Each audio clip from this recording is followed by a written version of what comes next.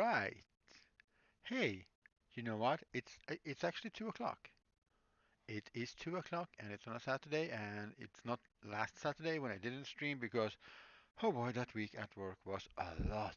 But hey, hi, welcome everybody. Today we are making some fake explosives. Fake explosives. This is I know it says dynamite. So we're gonna make a few more of these. These are actually going out to a museum exhibit uh, over the summer. They're going to be packed up, 7 of them, and it's a very uncomplicated prop, to be honest. I have done some experimentation with different papers that I have waxed to like get a color I like using reference pictures. But basically what it is, it's a plastic tube, normal PVC plastic pipe that is cut to length, and then we wax a piece of paper with some beeswax. We have that over here in different. We're gonna melt that down and we're gonna just let the paper soak that up, and then we're gonna wrap it around this, and then we're gonna do that 7 times, well, 6 times because I've already done it once. So that's what we're doing today to start off with, and then we're gonna make some because they're gonna be like a classically dynamite bunch, so to speak, like this. Well, with that one. There we go. So 7 of those. Um, why did I choose this size of pipe? Well, because I did some research and dynamite is about 200 millimeters or 8 inches long. And if I put it down here, I can see this is about 20 centimeters, 200 millimeters or 4 inches long. And it's supposed to be 32 millimeter in diameter. And behold, the size of this plastic pipe that is 32 millimeters, and that's about an 1.25 inch, if I'm not off. So perfect pipe, just cut to length, wrap in paper, bunch together. Then we're making a blasting cap with a bit of a fuse to add to it, so it looks like it's sort of primed and ready to go. And I was gonna sort of plug the pipes up, but I don't think I'm gonna, because I don't have to, because the paper is actually well enough. Originally, dynamite, well, I don't know how it is today, but probably this is a um, cardboard pipe, like a thicker cardboard pipe that is filled with the explosive and wrapped in waxed paper. And probably, I don't know, but I'm guessing waxed paper is good because it keeps the moisture out. And it also keeps the leaking nitroglycerin from the dynamite to pool out and stay in a little bit, maybe. Because that's an issue with dynamite. It tends to start bleeding out nitroglycerin after a while, like a year or something, as far as I understand from my research. We're also doing some leather water bottle, more waxing, and this is quite stiff now because it's cold, so we're gonna, yeah. It's saturated with wax. You can see there's like a thin coat of wax. Uh, yeah, not maybe here, maybe we'll need some more wax. Because what you do when you make water skins old school style is that you take some leather and you saturate it with wax. And this will now become waterproof. And then you stitch it together and you make sure that you wax all the seams properly and it will be able to contain water. I can grab one that is done uh, to show you how it looks actually. But yeah, so that's how it looks when it's waxed. This is the same cut from the same piece. So it does turn quite a lot darker when you wax it. Color changes quite a lot, but of course the beeswax is that yellow waxy color. So, and I'm making 5 of those, so we're not gonna finish all of those on the stream. We're gonna sew this together as much as we have time for today. But let me get you a water bottle like that so I can actually show you what the hell I am talking about. We'll bring my old one that's in need of some service because it started to leak a little bit in the seams, which does happen after a while, I guess. And you can just re-wax them on the inside, but yeah. So basically, this is what we're doing with that. We are making some. Then there's oh yeah, there's a cork for that, of course. I'm making a new cork for this one. Yeah, this one doesn't really fit. This is for another bottle.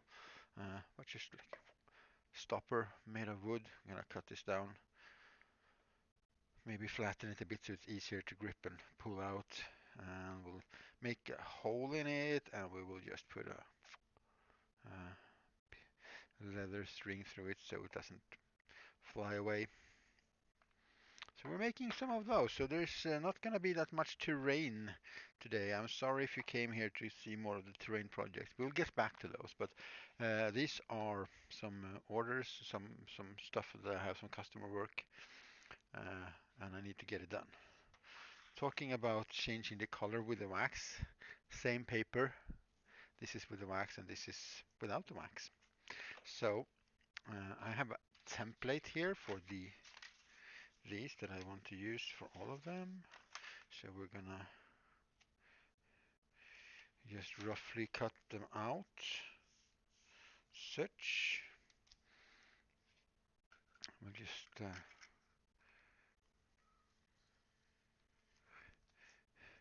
cut that out with a knife. And we'll do them like one at a time. That way we can do it several times if people come in later in the stream and they want to see something from the start. Otherwise, if you're going to do this in the most practical way, you definitely should just cut out all the papers at once. Just if you have, if you're going to do multiple of anything, do it in like increments, in steps, because you'll get faster at doing this certain thing. Like cutting this out of all the papers would be the smart way to do it, but it's not unpractical. But it's not practical for like a stream where you might want to show up later on. So this is gonna just get, and it's cut like that because it's cut like that in the reference pictures from original Dynamite that I have looked at. And then this is gonna get rolled up here once it's, yeah. So it's like a little bit cut through the texts, just like on the reference pictures. But first we need to wax this. And we're gonna do that with a hot air gun. So we're gonna put it in here. You might see that it's quite used for waxing. Uh, there are different ways you can melt wax like in a pot or in a pan or in the oven, or I usually just shred it down and use a heat gun. But yeah, I have an oven right behind me here, so I could actually use that as well. Uh, it would be quieter, it will take a longer time though. So let's grab some wax. Let's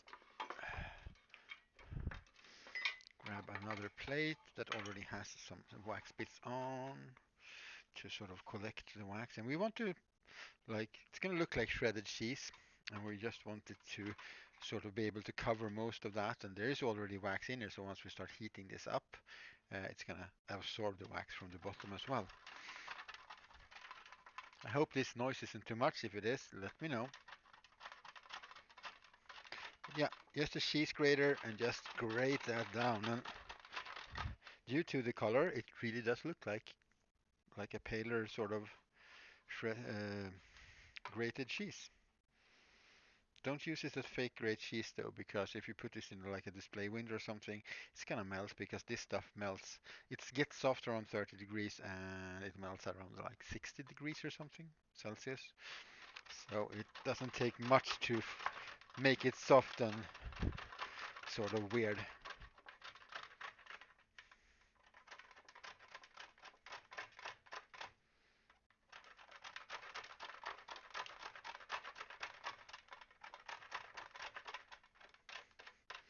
And this is just beeswax. just bought a bunch of beeswax from different places. I recently ordered from uh, a place that I found online. So if you're in Sweden and you need wax, that's a good place because I ordered it like 3 days ago and I got it yesterday. So quick deliveries, practical small amounts. You can buy like kilos of it, like 2.4 kilo chunks of it if you're gonna use a lot, which I should probably do at some point just to have a good store stockage of it, have it in store so to speak.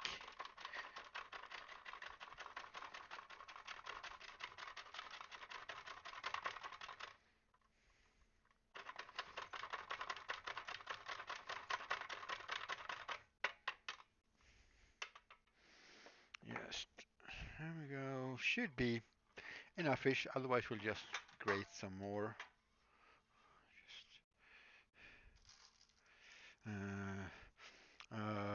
let's wait. Let's not, because this. If we're gonna do it like that, we're gonna have to use the hot air gun quite a long time. Because if we go full thrust on that, it's just gonna blow this away because it's quite flimsy. So we are actually going to melt it down in a cup first. Not all of it maybe, but a little bit of it. So we can start to get like a sticky surface for the rest of it to get stuck to. And I'm gonna make sure that I have a glove somewhere because I do have a nice glove for this that I have. Oh yeah, it's right next to me. Okay, good. Because this might get a little bit warm. And we'll just do it in here so we don't get wax all over everywhere else.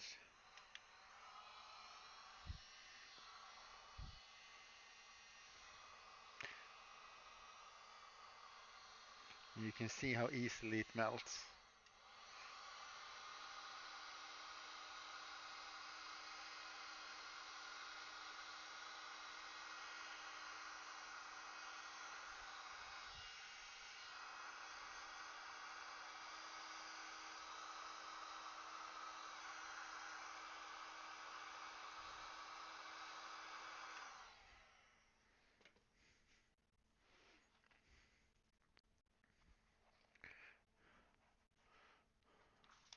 And we'll just pour that on there.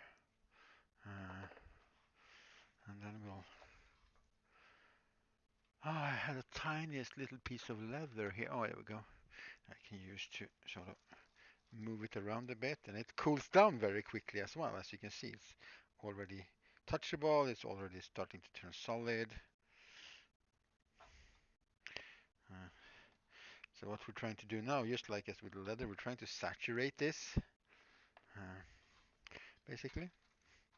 But now it's a little bit sticky and tacky, so we can just smoosh this on. It's all going to be in one place, but once it's saturated, it can't absorb anymore, and it's going to just start absorbing around everywhere instead.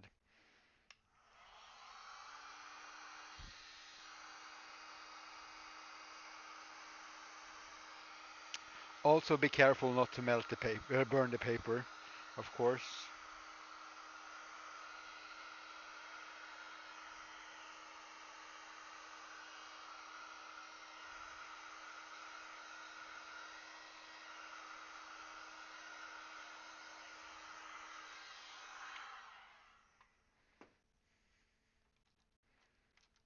Just spread it out. I mean, it spreads out when you blow on it with the hot air gun, but just gonna try and smear it out a bit.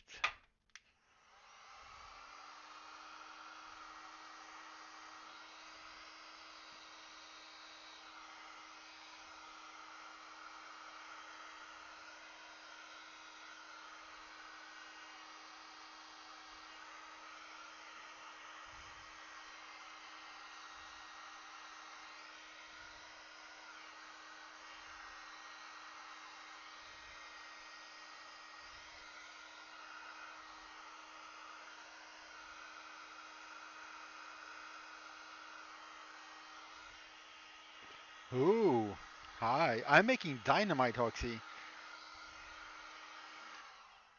We are making some dynamite. And also, hello! Hello indeed. Welcome to the noisy part of the stream. So we're waxing some paper, and then we're gonna put it on the plastic tube, and then it's gonna look like a stick of dynamite. Boomsticks, yes. It's for an exhibition at the mine, actually.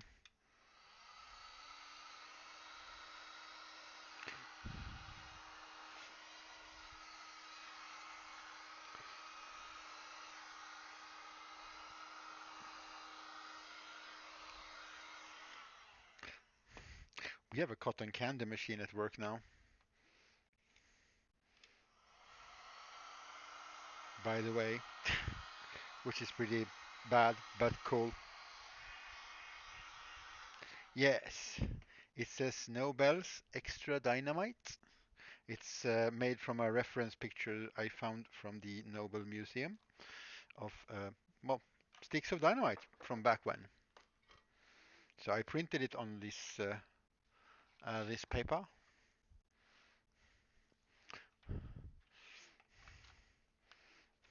It's a bit too much. You can see it's like a thick, like a coat, and it shouldn't be.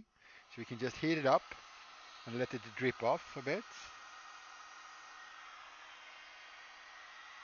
Ah, now there was a network error, of course. So what did you miss? Let's start over.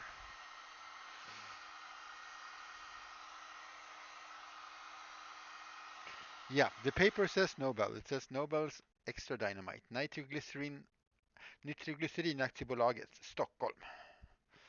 Yeah, that's what the paper says. And it's based on a reference picture from the Nobel Museum's archive pictures of dynamite from back when. Coloration of the paper is a little bit different, but it's good. Good enough. We're gonna let that cool down a bit so it's handleable. The thing is, one would think, because wax is pretty solid and hard, but once you get it into a material sort of like this, even though the leather, yeah, we're making some water bottles for the mine as well. Uh, Even though the leather is harder, it's still pliable. You can still bend it.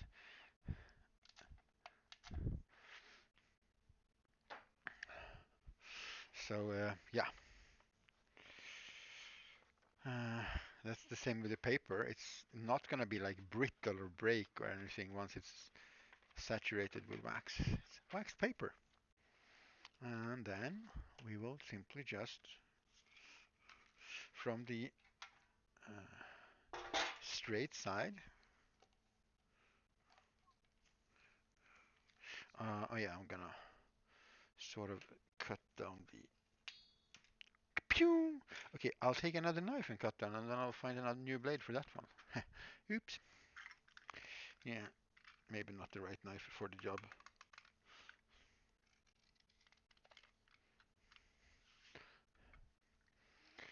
I just cut off these fuzzy bits from me cutting it with a hacksaw.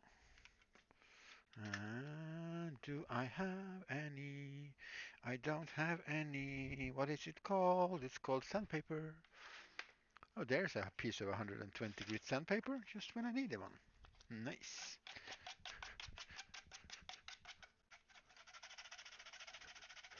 Yeah, I should have some. I mean, anything that is made of metal will kind of work on plastic, so.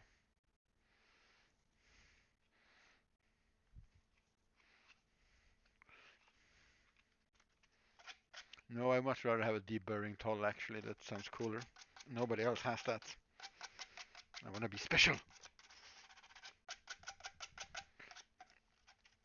But a quick cut with a knife and some sandpapering will do as well. And then we can just heat this up when it's in place, and it will get soft, and then it will cool down and get stiff again, and it will just stay where it is.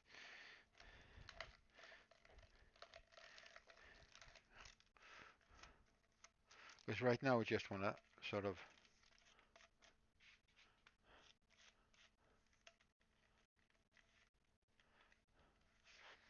hmm, that is true. Knives work. But just heat up the wax.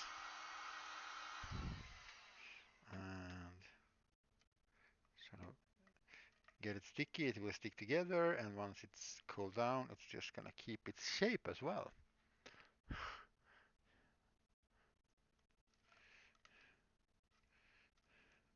And then we'll just fold in the ends. And the same there, just so they don't like start bending out again. Quick heat up, make it a bit shiny and soft. Make sure it's in place. Let it cool down. Yeah, we have some extra wax here.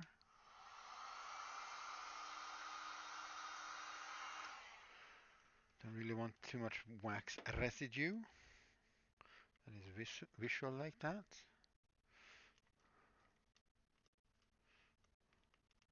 Yeah, I should have used like a Mura kniv or something. It's a little bit better to deburr plastic with than these things actually.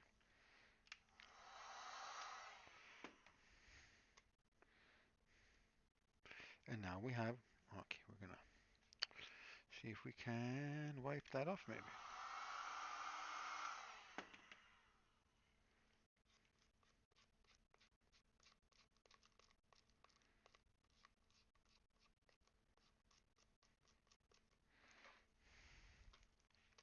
And now we have 2 sticks of dynamite.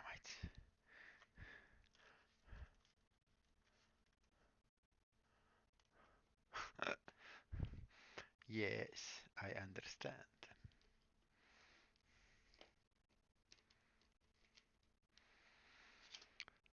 And then we're packing these together, and then we're making a fake blasting cap, and yeah.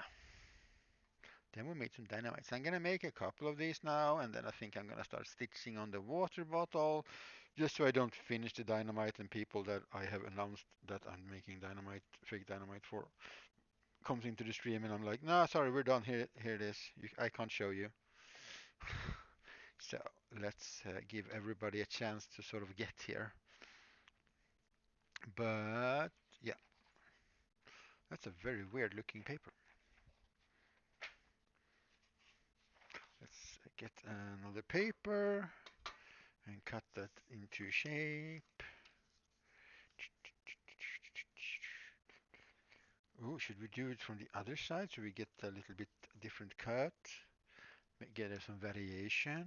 Yeah, I think so.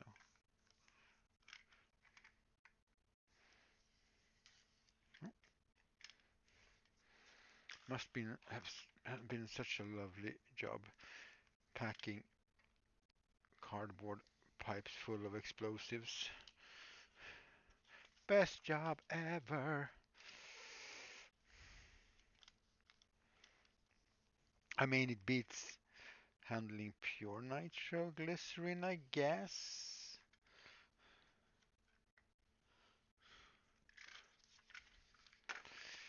Maybe. I don't know. Okay, let's get some more of the wax.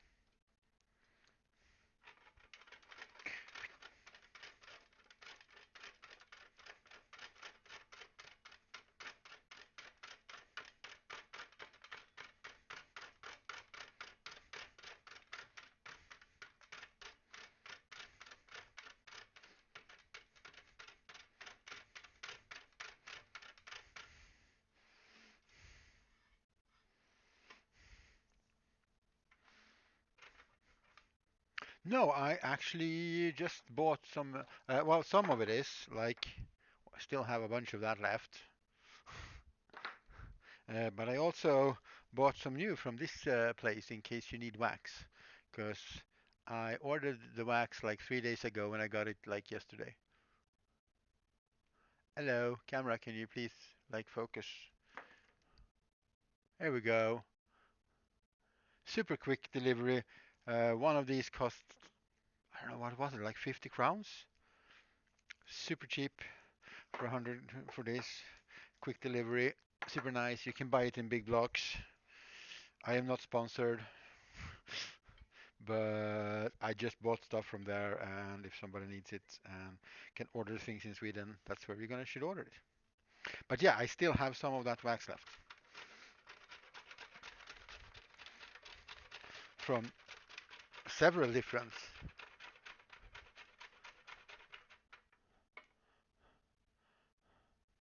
59 shipping or by weight. I'm not sure what you mean. You mean like if it's shipping? Shipping is not included, if that's what you mean. Uh, but I bought like five of them, and it costed like 300 something. That's a half a kilo of wax.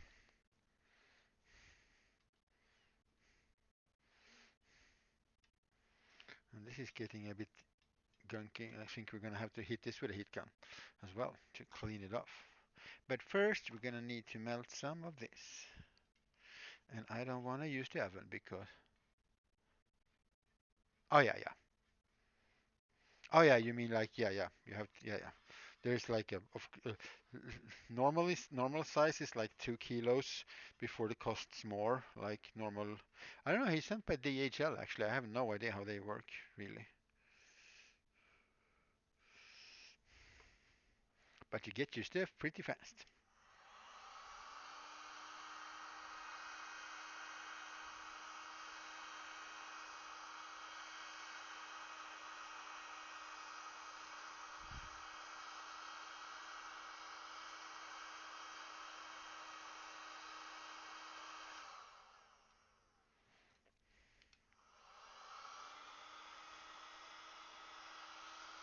Yeah, that's usually how it is.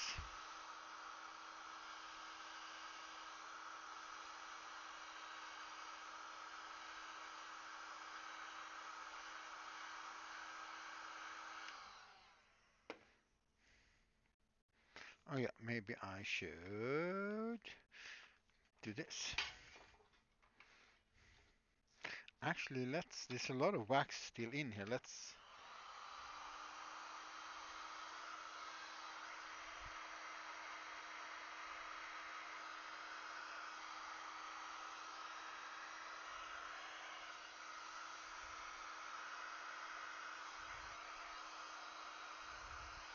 Because that will absorb quite a lot from that.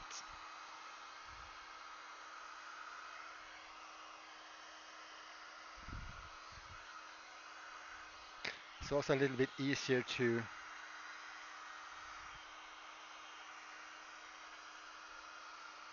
burn the paper, I guess, but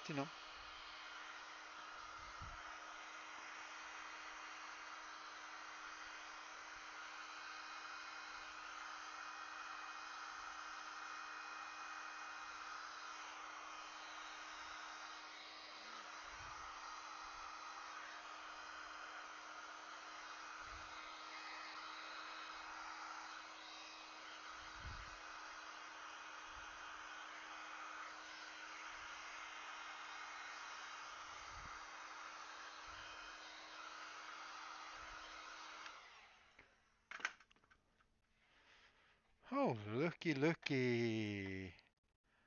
Today's first bath.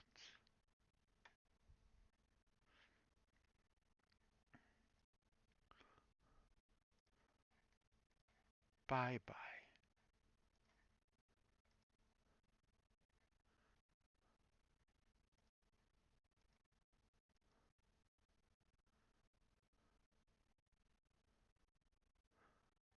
Huh?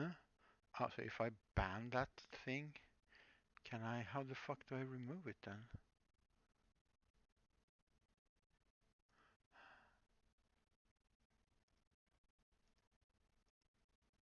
But how? How? Because I can still. Can you still see what he said now? Because I can still see what he said. Usually when the mods do. That sucks. I banned him. Yes, that user has been banned in this channel. I just did it.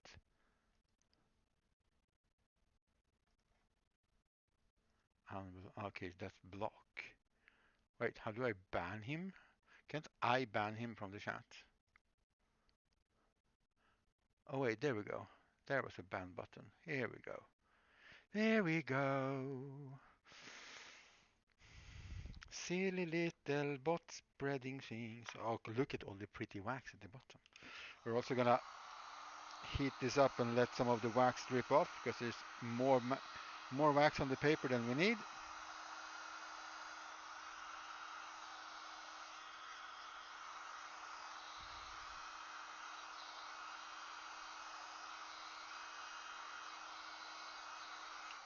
Yeah, I usually don't have to deal with that because usually there is an Antea in chat, but she's busy, so she usually just like goes click bop.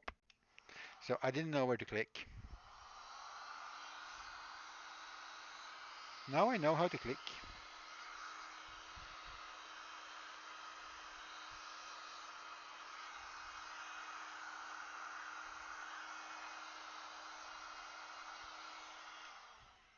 Yay! Exactly.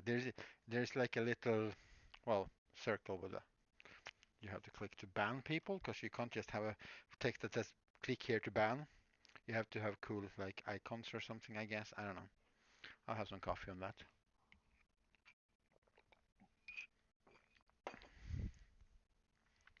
I also love the fact that these pipes are the exact right size for dynamite. It's not like even off by a half a millimeter or anything. It's a 32 millimeter pipe. Oh, I see, I see, I see. No, so it's not even off at all. It's a 32 millimeter pipe, and dynamite is supposed to be 32 millimeter according to what I found. See, when you use the right sort of knife, it's a little bit easier to deburr things. I mean, you don't have to. On the outside is also just easier if you. It's also quite a lot of wax on this one.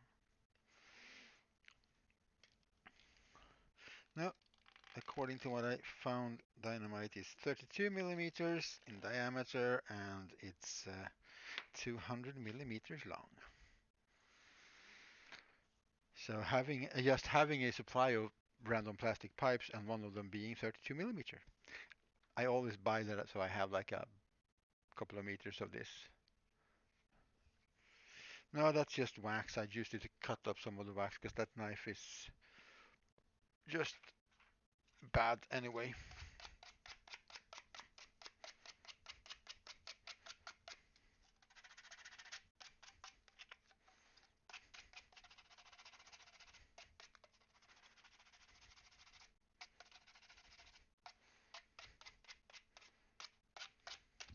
And since we're putting paper on it, I don't really feel a need to be that thorough. Just don't want too much of it.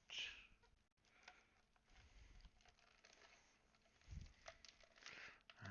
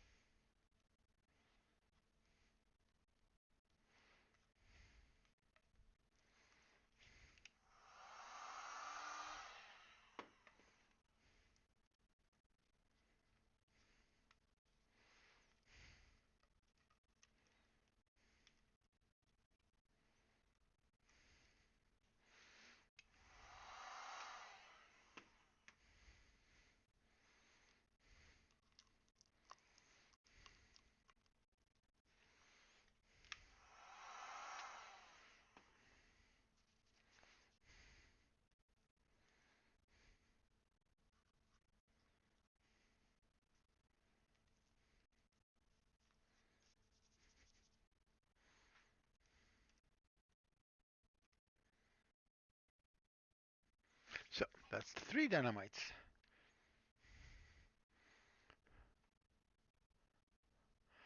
No, actually, and Alfred Nobel actually invented the blasting cap, the first blasting cap, which is a small wooden thing that contains some kind of a mercury thing to set off, and that will be set off by relatively low heat. That a normal fuse will work because it will set off the small explosion, and then yeah, like blasting caps do. Small explosion helps make the big explosion.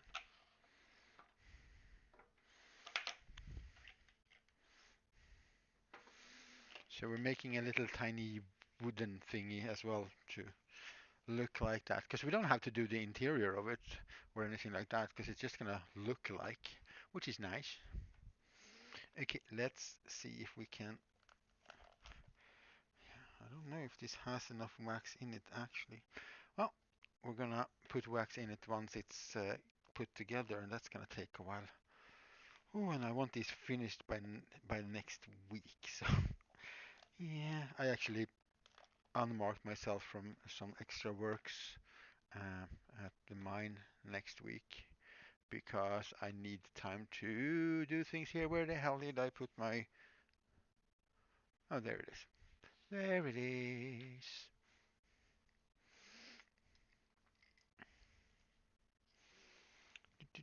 Looky, looky. Let's do something brown. Got a couple of needles. Put down the camera because I'm gonna sit down. Not that much, maybe.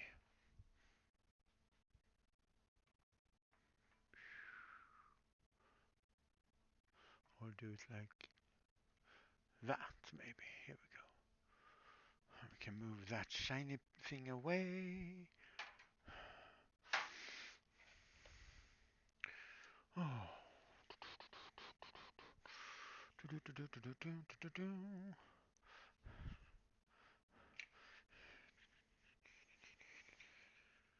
Yeah, this week was not supposed to be this week, but well, this week was the coming week was not planned to be a week to do this, but it well, somebody wanted something, so I best make it.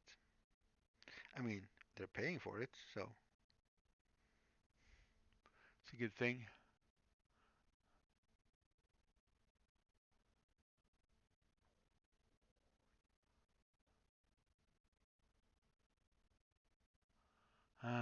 I don't know, actually. I haven't really thought about how I'm gonna do those yet. I'm probably gonna make all of these, like sew them together and then cut out all the sides for all of them at the same time as well.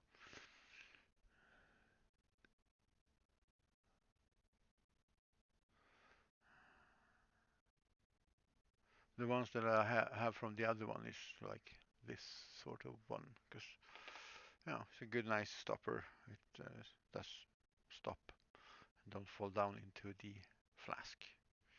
But we'll see.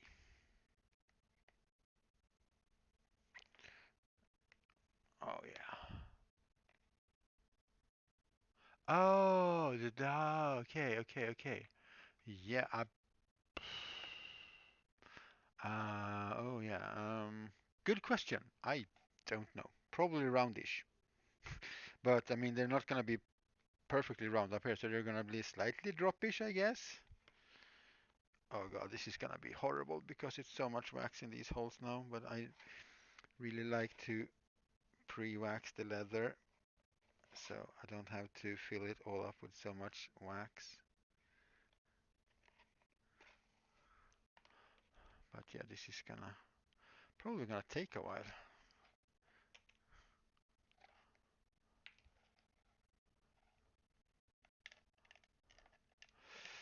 Yeah, exactly. Yeah, that might actually be an option. We'll see. We will see what to do. Oh gosh, I can't sit down. The light is too bad down there.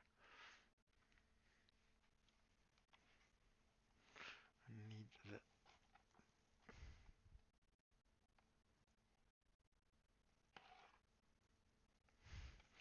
Well, a lot of wax into the holes are good because that means it might be tight when you heat it up again and sort of reseal it, but it's a little bit annoying to sew it.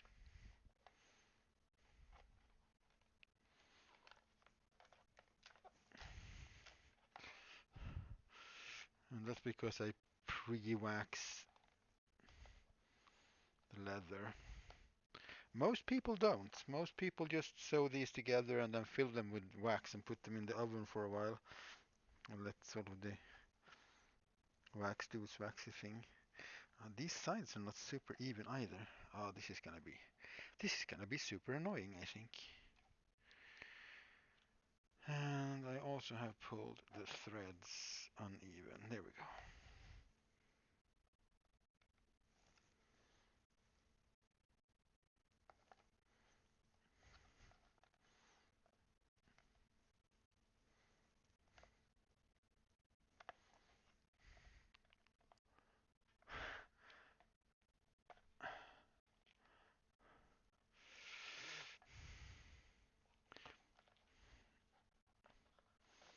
Okay, I'm gonna heat this up so I can flatten it out a bit. I might have to actually recut this a bit. Oh, I should start on the outside actually, maybe. Ah, we'll fix it as we go along.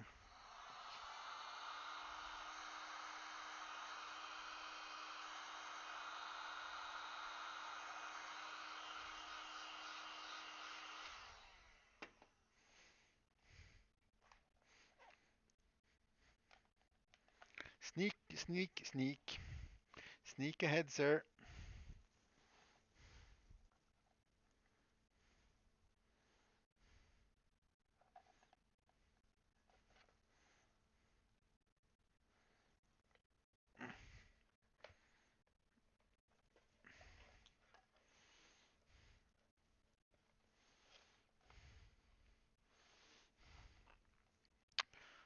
I cut them from the same pattern and they're still not perfectly symmetrical. That's super annoying.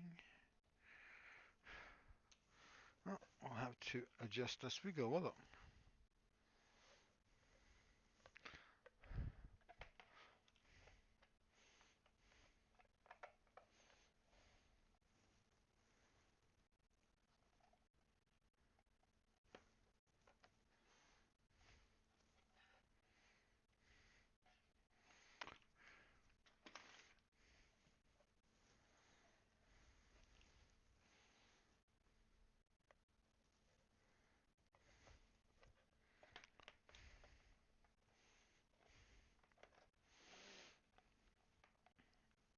Oh, and it's super hard to bend because it's full of wax. But it's not filled with wax yet. I think actually I'm gonna try to do the next one properly. I'm gonna have to buy more wax anyway, I realized, so I might as well order some when I get home. Because then we'll sew these together and then we'll make everything sewn together and then we will melt a whole shit ton of wax and we'll pour it in. We will put it in the oven on a low heat to keep the wax melted, and it will just saturate the leather that way.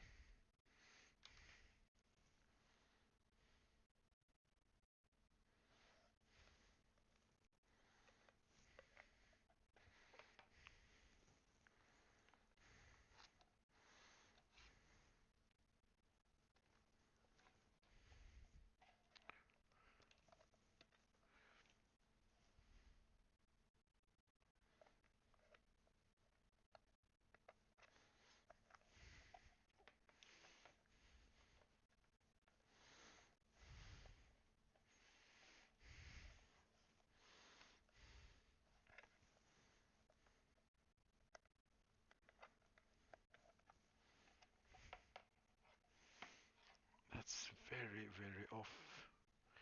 Why did you have to be so off? Because these edges needs to line up. Okay.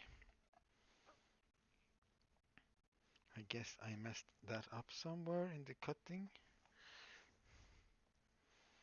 That's on me.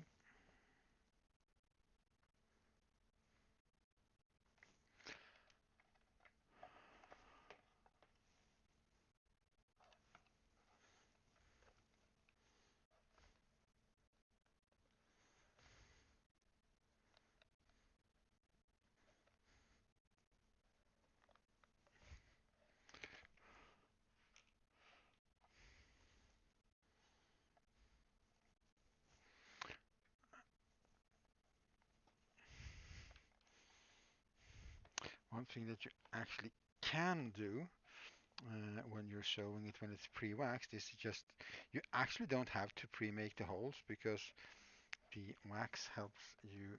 It makes it a bit softer. You can see you can actually, if you just jam it through there, you can actually sew through the actual leather, even though it's pretty thick. But it's also much easier if you have a hole, of course. Yeah, because this is drawn way to the side. We'll just cut that into shape, you know. Just a little bit annoying. It's nothing that's gonna sort of ruin the whole thing. We're just gonna have to sort of remake a lot of holes on this side. So that's annoying. The whole thing is sort of whacked to the side on this one. I wonder how that happened. Gonna have to make sure I take a look at the other pieces that I cut out. So it's nothing with the pattern or if it's just me. But yeah, you can see how shiny, well, I don't know if you can, but I can see how shiny it is. And that's because it's saturated with the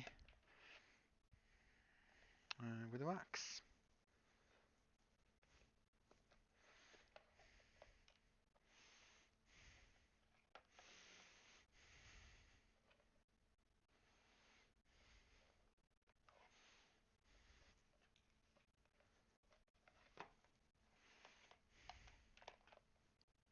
And we're not gonna sew these sides. You see the holes here just go like that way they need to go here. But we'll fix that once we're gonna put the sides in. That's a job for later, not for now.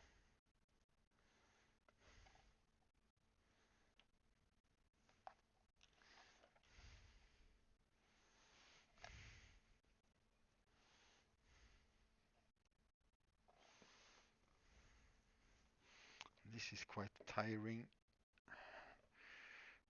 actually for my fingers. So we're gonna sew the one side, I think, and then we're gonna make a piece of dynamite, and then we'll go back to the next side, and so on and so forth.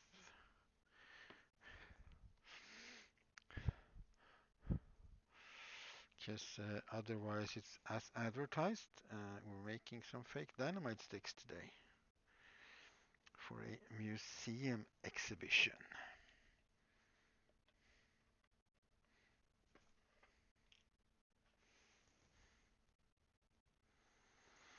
And that I actually do plan on being finished with today.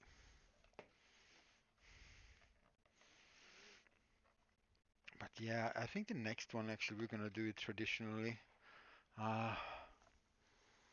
I'll have to order some more wax, but that's the way it is.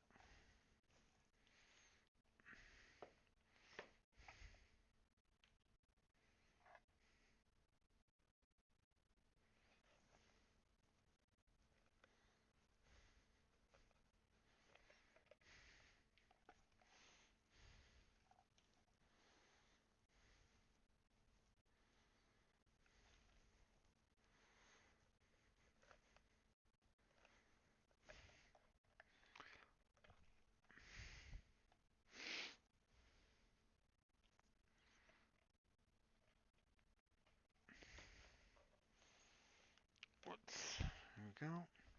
Yeah, you can see it's even on this one.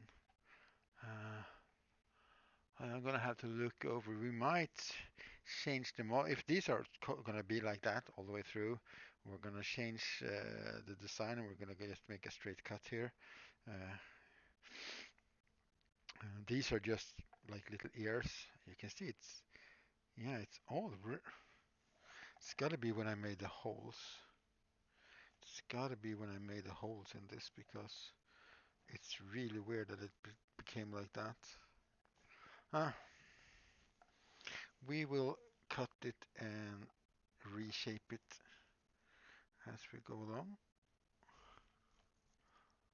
And that'll be fine. That should be fine.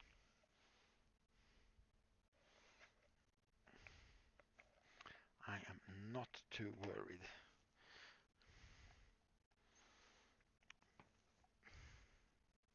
A little bit annoyed at myself because I made a mistake somewhere to cause this problem. Yes. Worried that it's not fixable? Not really.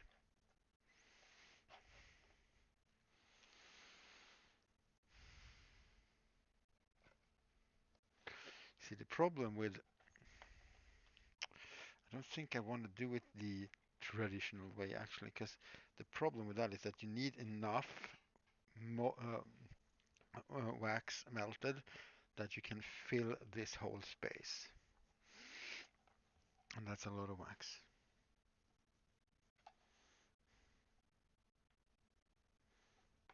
Because when you're making things for selling or to order or whatever, if you're getting paid to do something, your costs are of course a consideration. And then of course it's the consideration is what's most cost efficient. Is it doing a little bit extra work because that takes time and time is money? Or is it more efficient to just, from an economical standpoint, to just buy some extra materials and use more materials than you had planned? That's up to you. If you do put more hour, oh crap, I pulled the thread. Um, if you put more hours in it, your basically your salary, what you make per hour, is going to be less.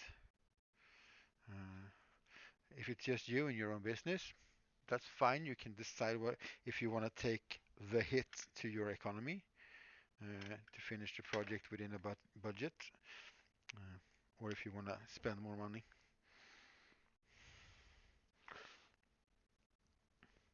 The important part is if you have set a price to a client, like a set price, like I have for these.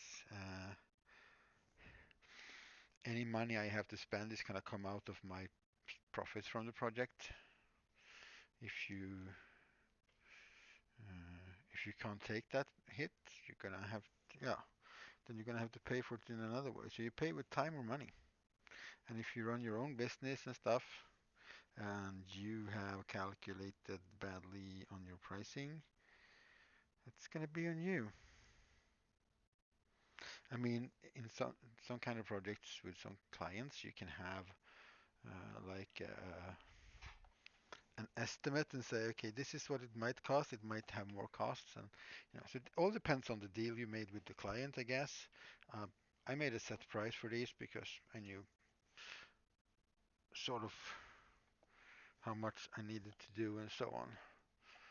So for me, it's gonna be much more practical to just uh, take the hit with the time and just take more put some extra time into the project rather than like buying a couple of kilos of wax and lessen my income, not by the hour, but like total income from the project.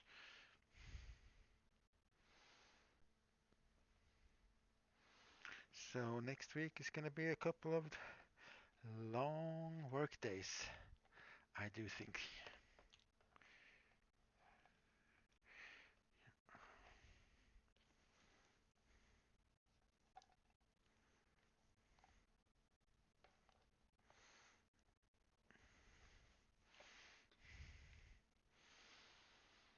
It's a lot of wax on the outside of this, which is good because I can now.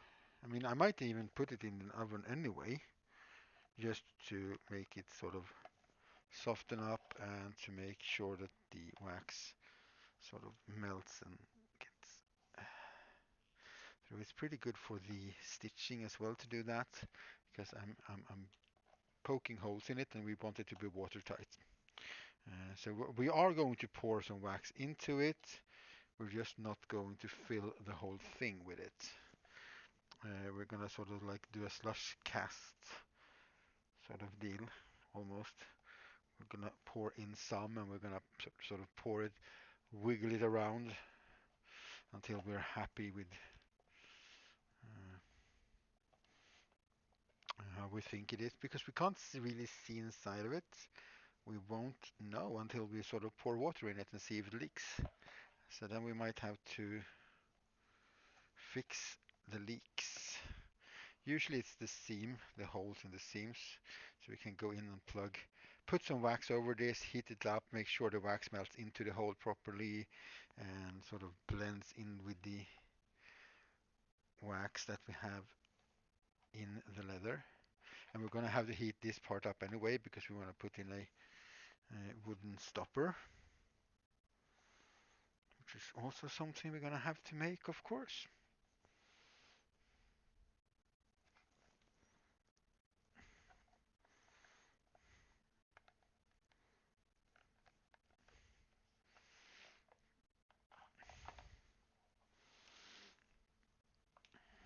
So yeah, we're gonna sew this stitch in.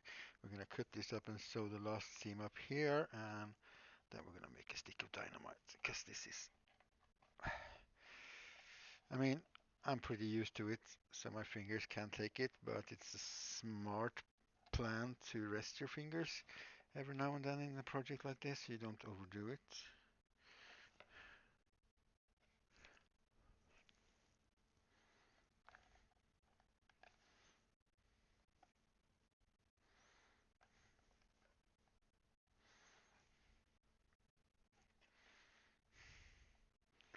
So how's everybody doing otherwise? I hope your weekend is acceptable.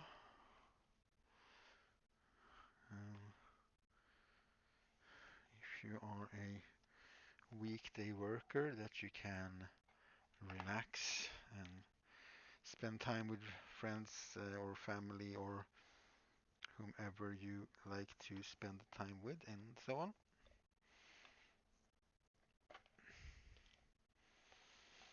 Me, I am working today, obviously, and tomorrow our local gaming club uh, that is actually organizing a LARP for some of the younger members of the club, and I'm gonna be part of that. So I'm not gonna really have tomorrow off either. And then Monday, Tuesday is gonna be spent making a bunch of these. Because the dynamite, as I said, the dynamite will be done today. We will make the fake dynamite today.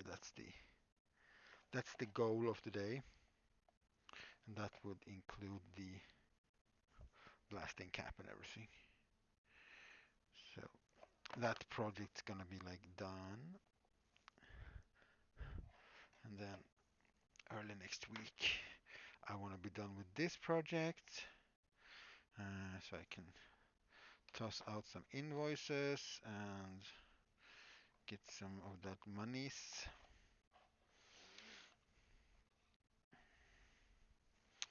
Pay some bills with that. It's gonna be pretty sweet.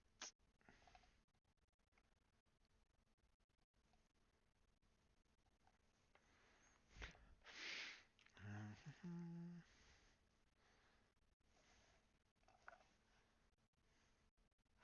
And then we're just gonna go back through the same holes we stitched up with. If I can just... Oh, that stitch became a little bit weird. I see. I see. I actually missed the hole and just punched straight through. So we should be down here now. Okay, that makes sense.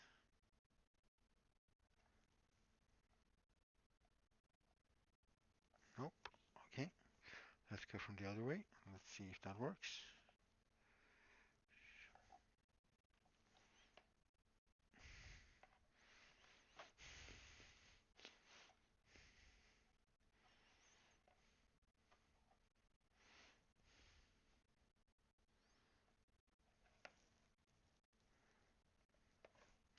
Right, we go, because you only need to go back like 3 stitches with the waxed linen thread, especially in waxed leather. But the holes do get a bit big when you do it like this. I don't know.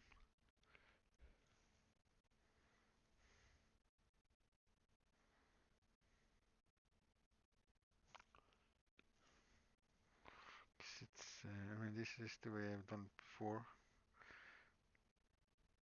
and it has worked. So now can't seem to thread a single little thread. Come on.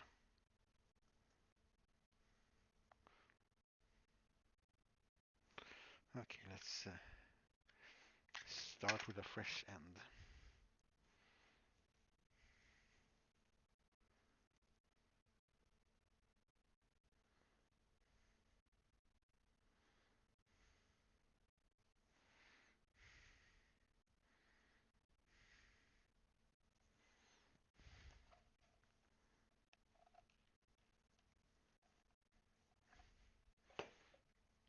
There's just one more stitch here, and then it's gonna be dynamite time. 1, 2, 3. It's gotta be there, right? Yeah.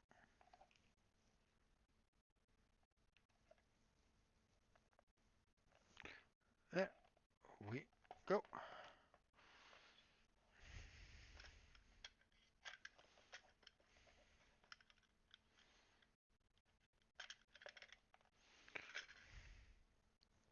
And then we can just sort of heat that up.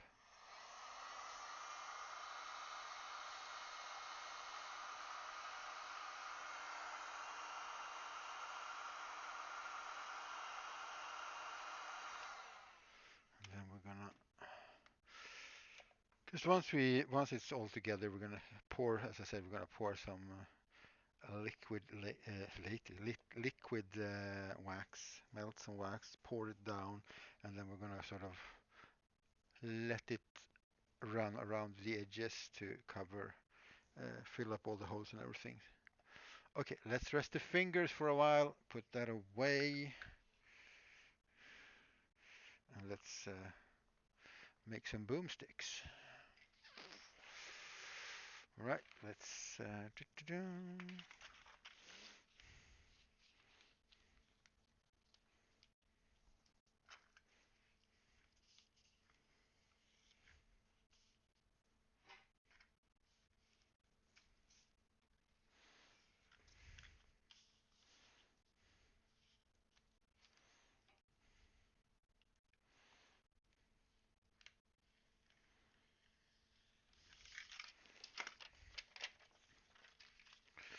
boomsticks.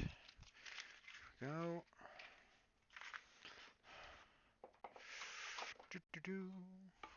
I don't know if we even need to shred anymore because this is very filled with wax, the whole bottom now. So if we melt this, or if we heat this up a little bit and put the paper on top of this, then keep heating it, the paper should absorb quite a lot of this.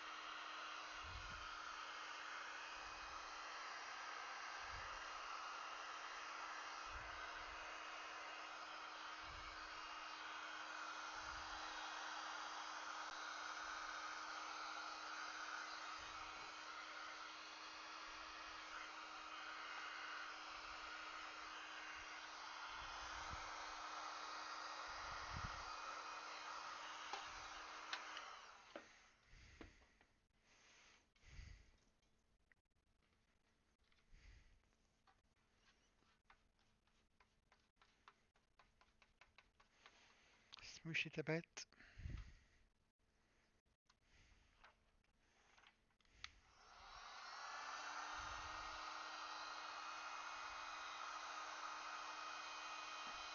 Let the excess drip off.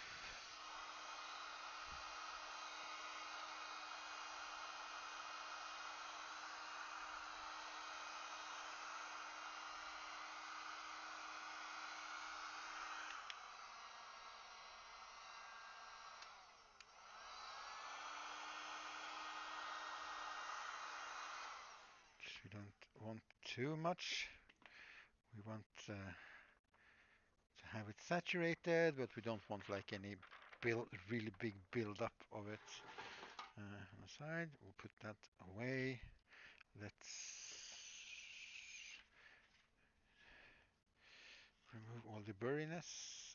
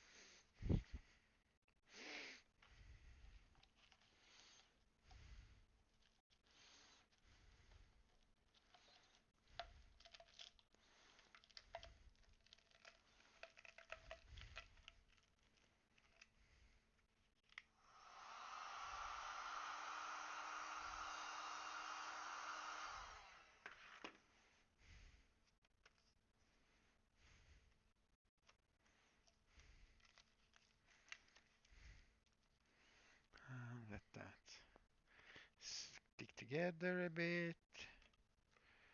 Fold it in. Heat it up. And then let it cool down and it will be kept in place.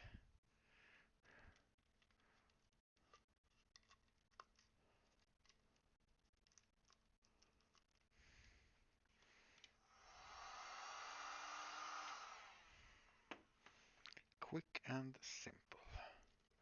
That's 4 pieces of fake dynamite out of 7, and I think we're just gonna keep going with them because I wanna, as I said, I want this project to be done by today. So if I finish this off, we can do whatever we want on stream. We're definitely going to do some more stitching though, because those water bottles are also needed. Because if I wait too long, it's gonna just be a stressful thing at the end, and because they're gonna have to be done by after midsummer. Because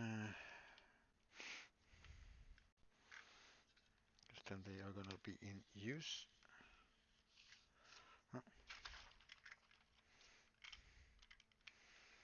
So the dynamite is just a stationary prop for the exhibition, but the water bottles are actually going to be used, so they have to be done and they have to be working.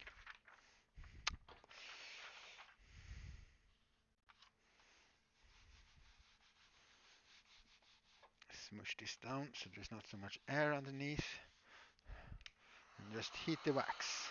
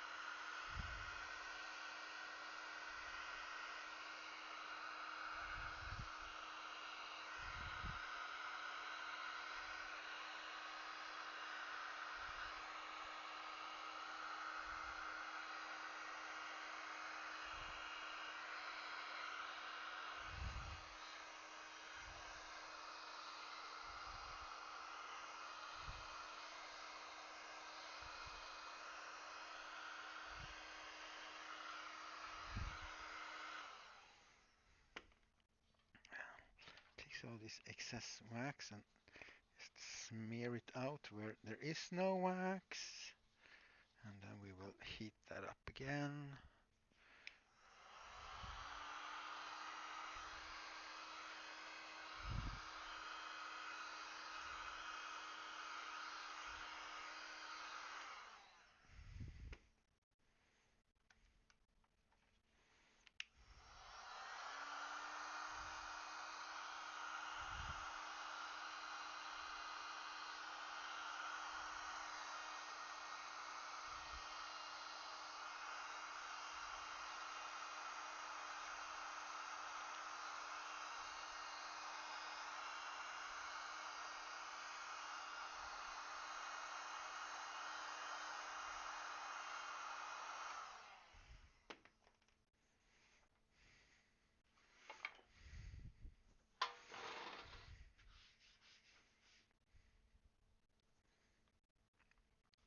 Let that cool down a bit. Deburr the next one. Just take a knife from the inside.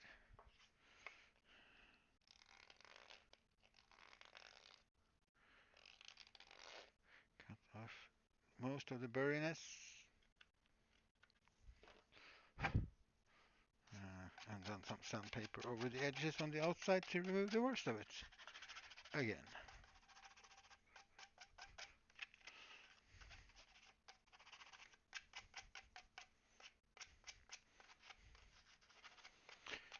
If you're going to do this for a movie, however, or like a TV show or whatever, you should not have that text on because that is a company that still exists, and especially if your bad guys are using this, because most companies don't want to be associated with bad guys.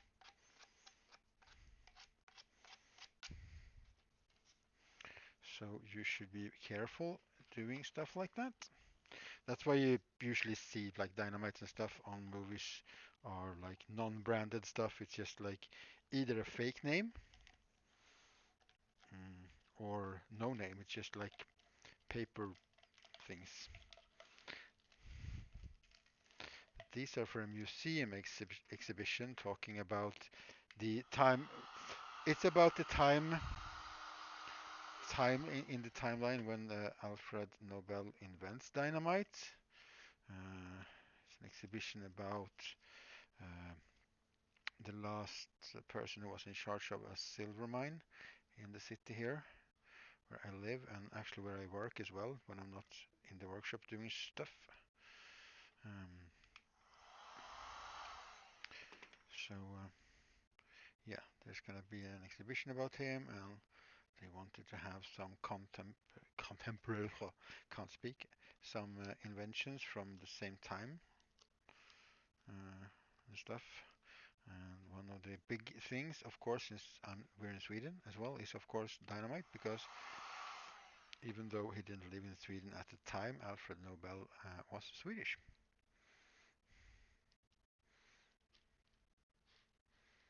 So there's 5 sticks of fake dynamites. And then we're going to have to find out the band, because there's like some big white black bands are holding this together. And I'm thinking it could be rubber bands, but I'm not sure. But wait, Pixel, rubber bands in the late 19th century? Yes, because Alfred Nobel's father actually founded the first rubber factory in Sweden. So he definitely had contacts and access to rubber. Uh, so there might well be a rubber band there. I don't know. That's the thing that I'm gonna try and find out as well today, I think. Do some extra researchy stuff today. Right? Well, it seems to keep being good amount of wax here. Let's pour out some extra. Heat this up a bit so it's like wet and tacky.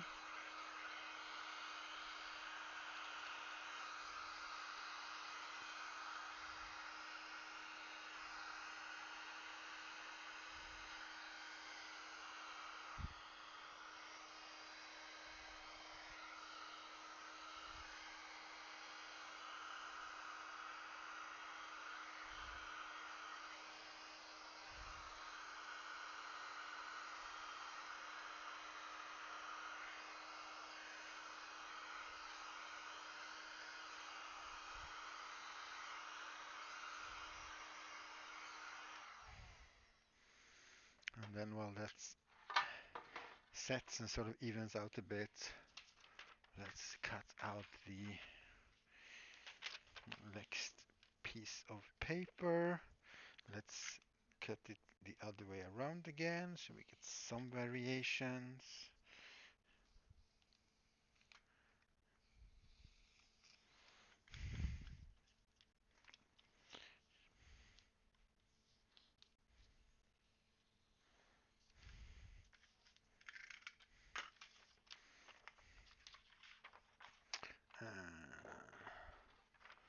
Let's put this down here on the sort of tacky wax surface. Squeeze out as much air bubbles as we can and just reheat it then.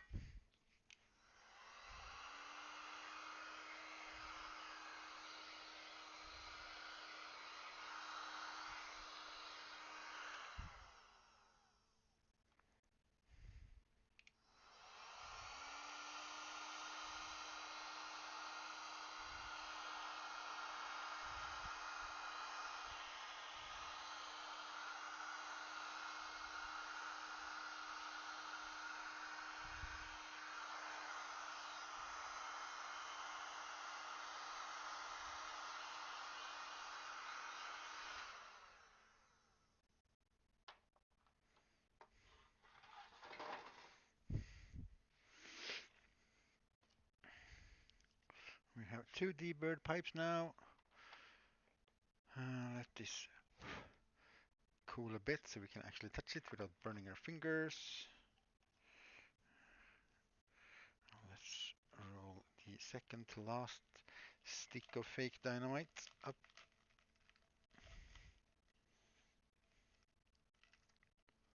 Oh, hi! Hello!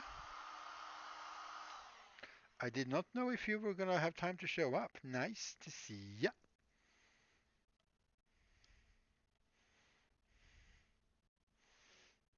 I'm making some dynamite, well, fake dynamite. We should be very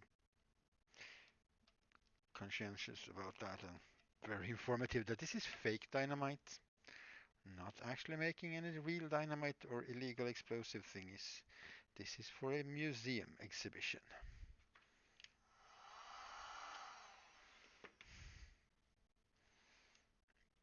How are things over in that side of the world?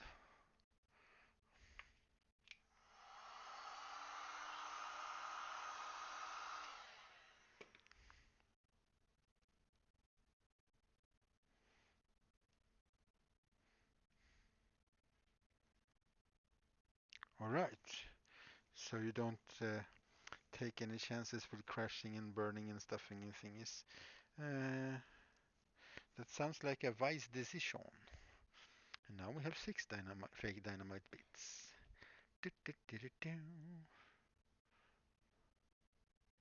Okay, the ceremony and the fika afterwards was enough. Yeah,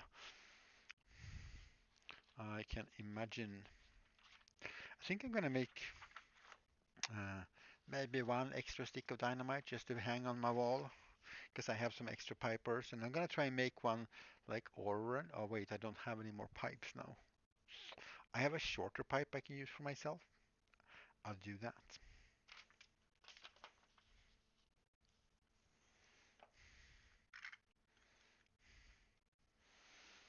Yeah, we we've been making some fake dynamite things and started the project of sewing these together.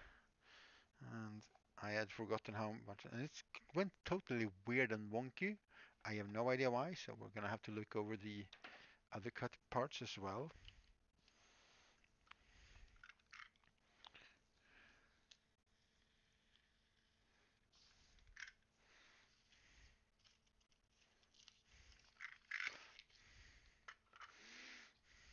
I have also waxed the whole paper and then I cut off some pieces off and I realized that's actually also not a bad plan because now I have like an extra piece with this on and for like, you know, a movie prop, somebody finds that in the corner to see what they have been doing.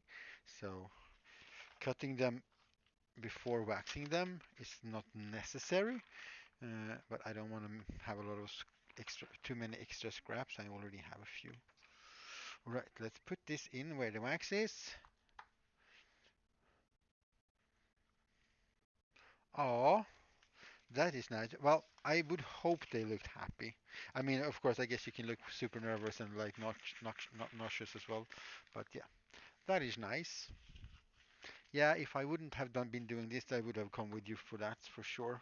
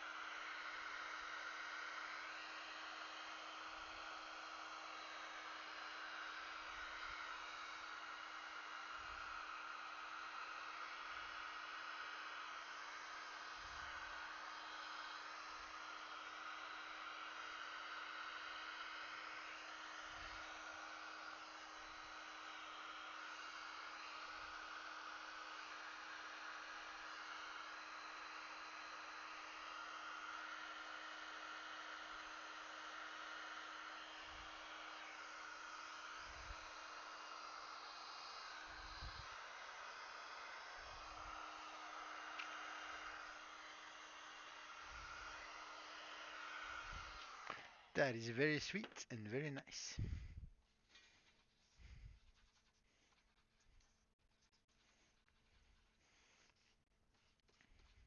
Spreading out the excess wax on the paper, like so. And then we'll pick it up and we will heat it up so all the excess wax just drips off.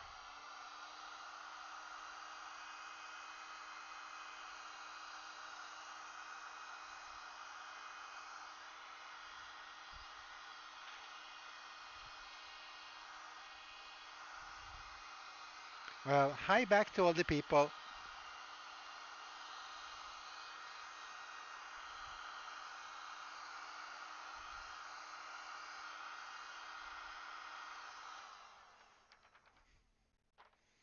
Let that cool down for a tiniest bit. Tiniest little, tiniest little bit.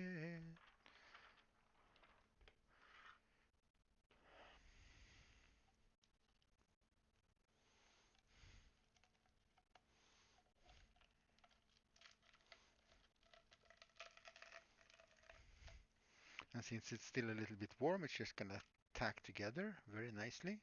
And we'll do a squeezy squeeze and heaty heat just quickly to soften it up and let it set like that.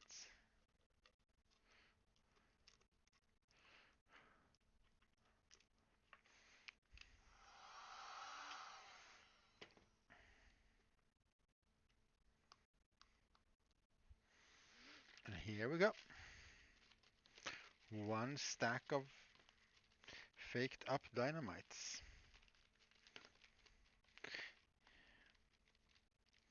Now we're just gonna figure out what the hell that plastic, the band is that holds them together is made of, and how we're gonna replicate that. Because there's like a two black strips on the pictures that I have seen, That's a lot of dynamite. This is a lot of boom if it was real dynamite.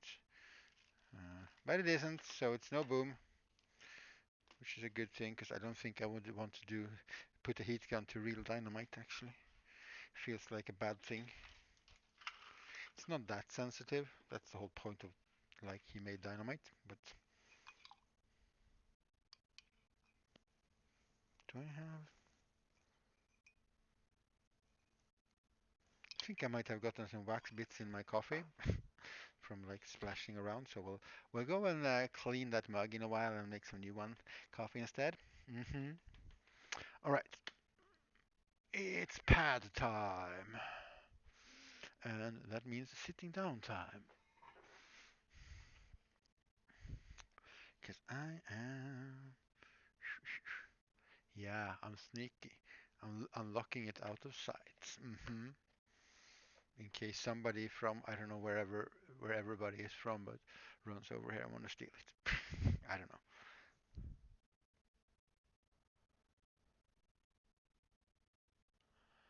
Do do do. Okay. Do do do do do do do do do do do do. Obi-Wan's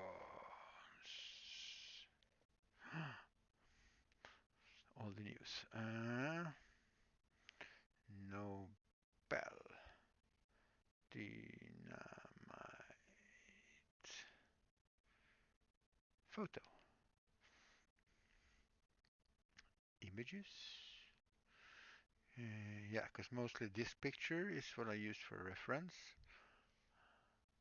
It's a little bit redder than this, but not by much. Could also be the picture.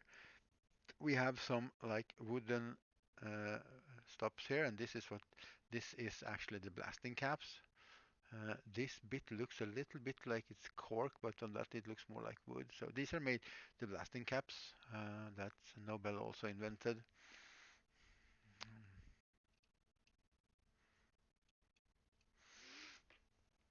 which is a little mercury thing inside a wooden capsule, and that will detonate from the normal fuse, which the dynamite hopefully probably won't.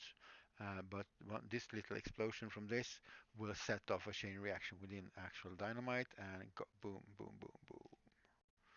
Of course, none of what the things that I'm making now is real, so none of it will go boom. We'll make a wooden little plug and we'll put some kind of, I don't know if it's braided or twisted. I think it's just twisted because it looks like a normal fuse. So then it's just like twisted paper with gunpowder in basically. So we're gonna need to make one. We could also put number 23 on it like there with pretty letters because why not? And uh, these are obviously two different pictures, and because I think this small end fits into one of these pipes basically that they used.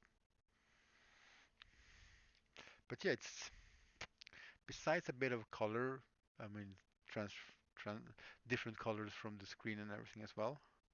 The actual text and everything lines up pretty well with how it looks on there. Not perfect, but definitely close enough to sell the idea of that would be being dynamite. But yeah, okay, just a painted picture because I had. Oh, that's you saying things. Are you saying something now? Sneaky sneak. Okay, you're sneaky sneaking there. Sneaking onto the screen.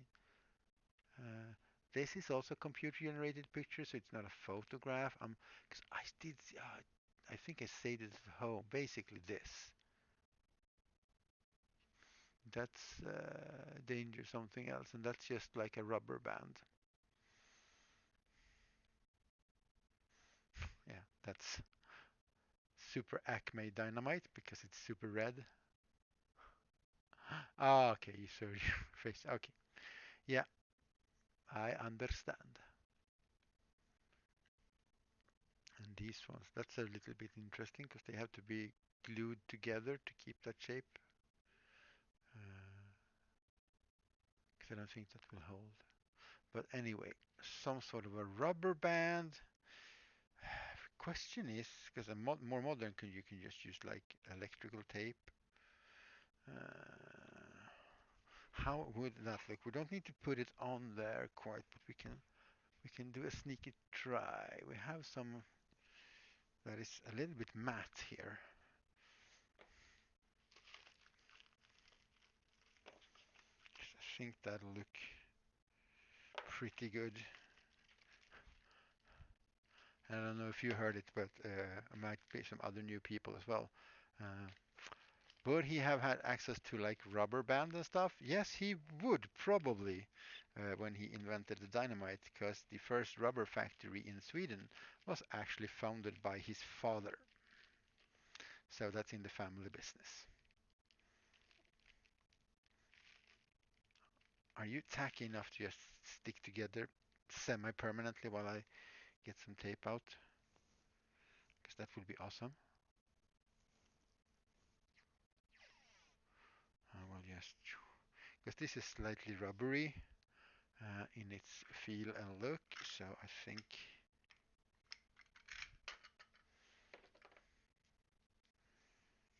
oh, that was too short, Pixel. Maybe you should think about that before doing anything. That's gonna be enough, so a little bit longer. Just a little bit longer.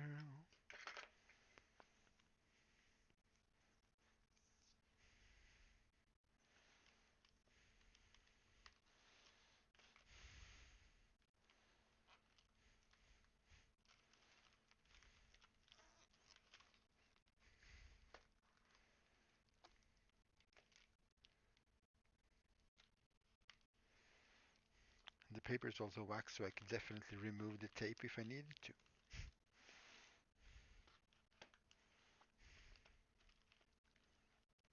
That didn't look very professionally taped. Okay, but it's kind of semi-stuck together, so let's do a pretty taping on this side, and then we will fix the other side if it still looks too wonky.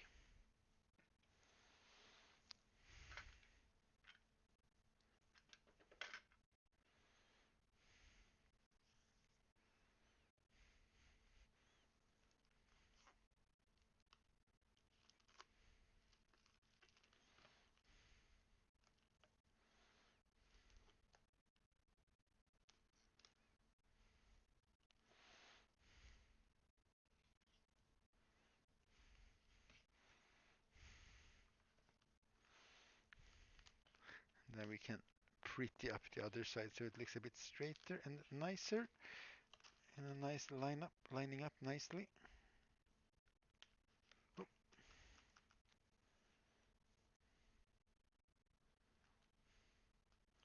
Ooh, ooh, ooh, ooh.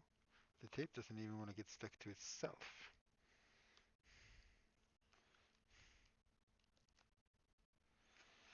Yeah, definitely gonna have to make a special box to transport this in with a big note on it saying, this is a prop, it is fake. Because if somebody finds you with this in your bag,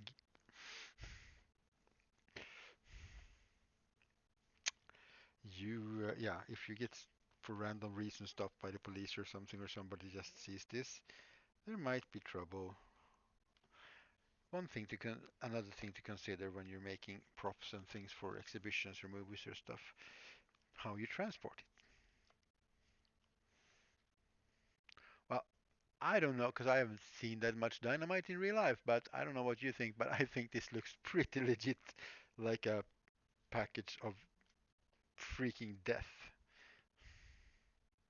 This looks very, very cool.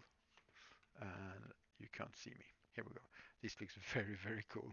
I am very happy. All right, do we have a small wooden dowel to make one of those little things then? No?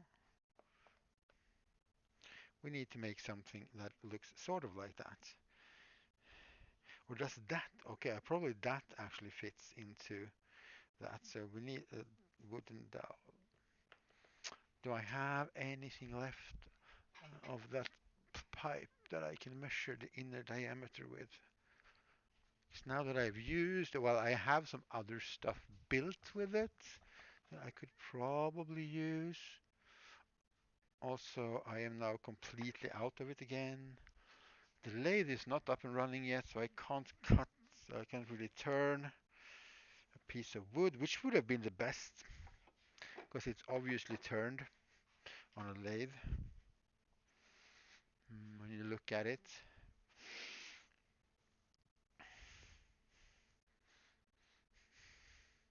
And I guess you just jam it in through the paper when you're putting it in there, because the real dynamite is just cardboard tubes filled with explosive stuff.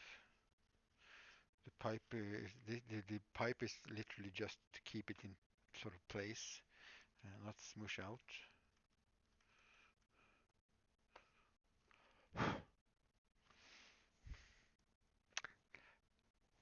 And hi, if you just pop in now, that's fake. Just I'm just gonna keep saying that every now and then, just to make sure nobody gets a panic attack.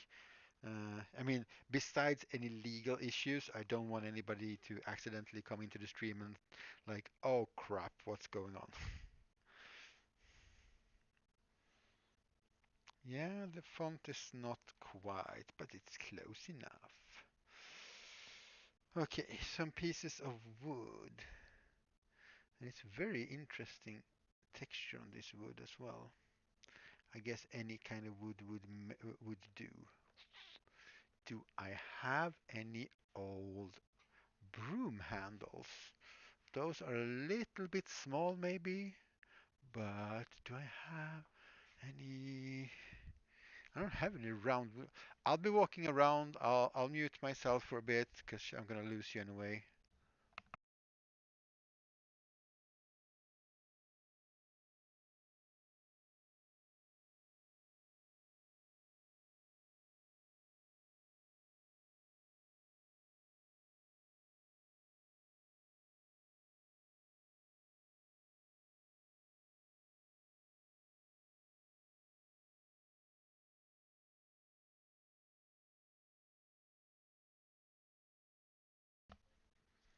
No, no old broom handles or anything. Of all the things I don't have, or other among all the things that I do have, that's not one of them. Do I have to carve one out of one of the bigger chunks of? Because I have some birch uh, standing around. I could just cut a piece of that and just whittle it down, I guess, because I'm gonna have to whittle it down anyway. You will be lurking and crashing now. Lurk and crash. Lurk and crash. Lurk and crash. And I'm gonna soon take a break as well. Have some coffee. But first I need to figure out. Should I just take a random piece of wood and whittle it down? Is that what I'm gonna do? Is that what we're doing now? That might be what we're doing. Take a square little piece, not the right kind of wood, but we can like dye it down to make it look more proper. Dun, dun, dun, dun. Let's see where all my tools are. Dun, dun, dun, dun. I can see them now. Dun, dun, dun, dun. Bringing out the little axe so we can cut this piece of wood up a little bit quicker, like right over here.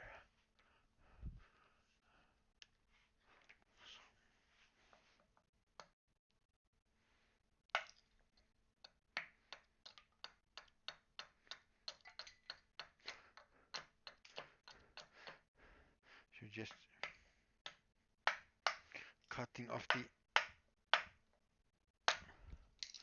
corners a bit.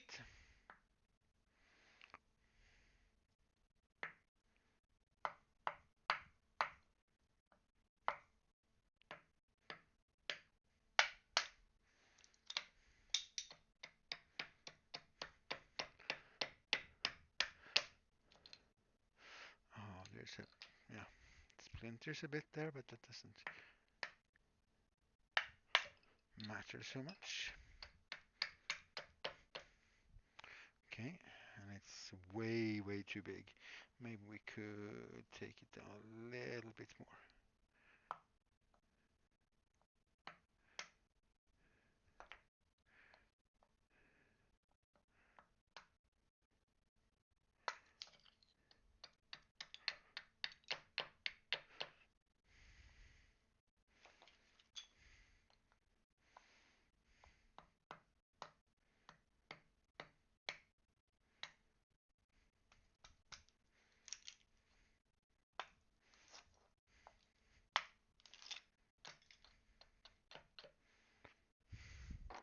Right, let's grab a knife of some kind and see what we can do.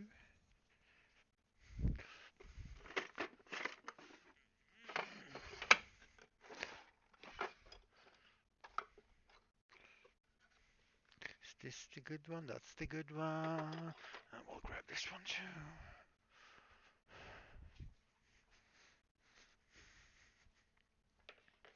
Some extra whittling tooling things. Let's move this one up. We can actually sit here and the camera can reach properly. Oh, there we go.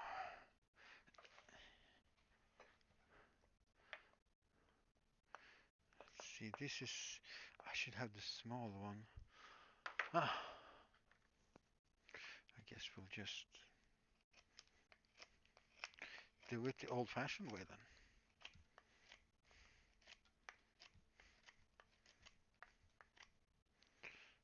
Oh yeah, that's where the branch was. So let's cut on the other side. I mean, we're gonna do this for the stoppers for the leather water bottles in the end as well, so we might as well just get into it, I guess. So a little bit of a knot there, okay? Might have to cut off a centimeter of this.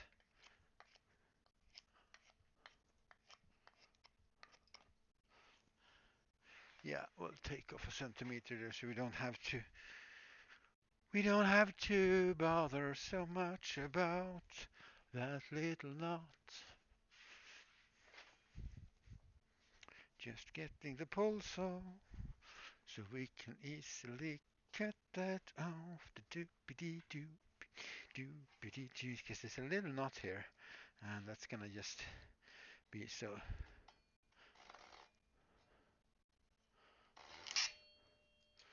Gonna be so super annoying. So we'll just cut off okay, a few millimeters.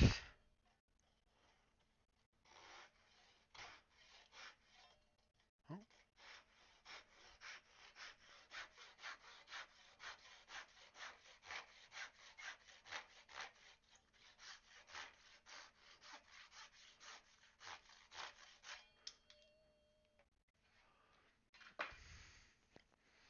Oh, the knife shouldn't get stuck going over the edge.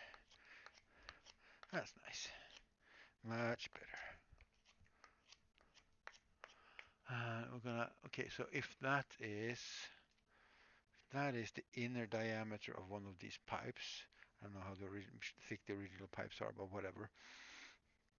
It's, what's that then? 2 to 4, so that's like 28. So this needs to be like a 28. And it's not very close to that right now. Okay. If the power issue here was solved with all the correct powers fixed to the building, I could have just lathed it because I have a lathe standing right over there. But, well, that's not how it is right now. Hi, here I am.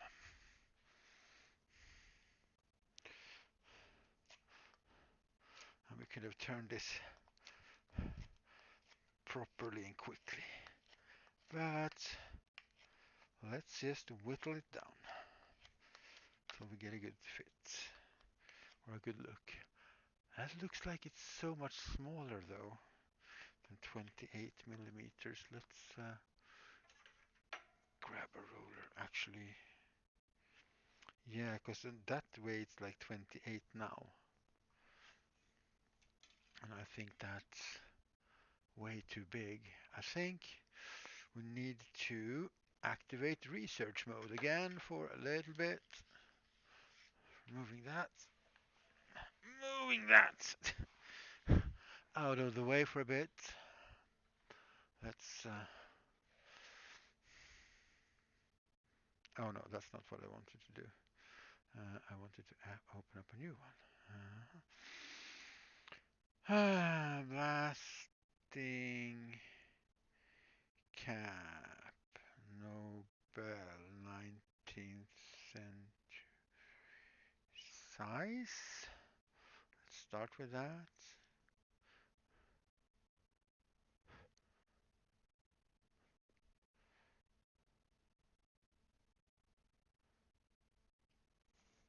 Because here we have, here's a nice like little, here you can see. So it's like the wooden little thingy here, wooden case of the igniter, and there's a preload, and there's the fuse, black gunpowder loader igniter, around the fuse inside there, and in the case of Nobel uh, blasting cap, it's made with oh gosh, what it's called? I don't remember. Mercury something. We can probably find out if we keep looking through these researchy things.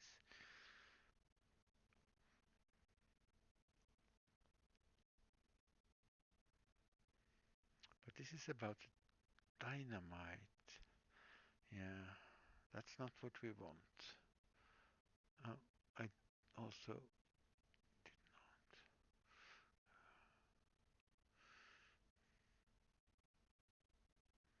encyclopedia. Ah, ba, ba, ba, ba. Mercury fulminate, potassium chloride. Okay, here we're getting somewhere with knowing what they are, but we don't really, that's not what we want.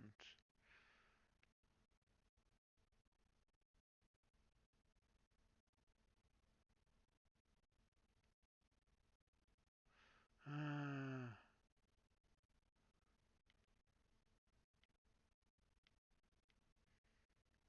but I want to know the size of the blasting cap. Come on.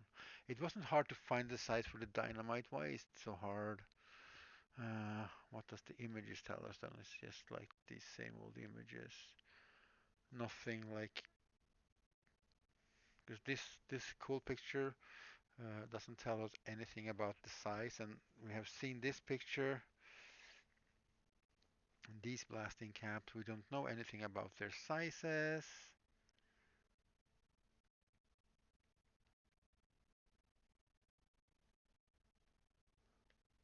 Because I doubt they are that size.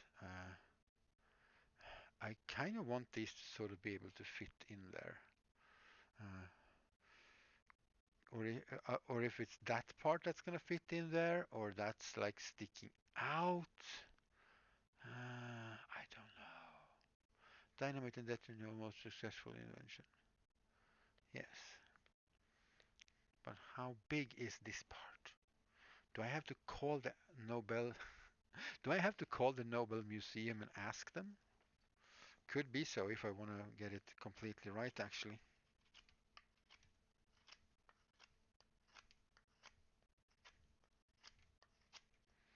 Let's get this down to size and see what we think about it if we make it sort of fit.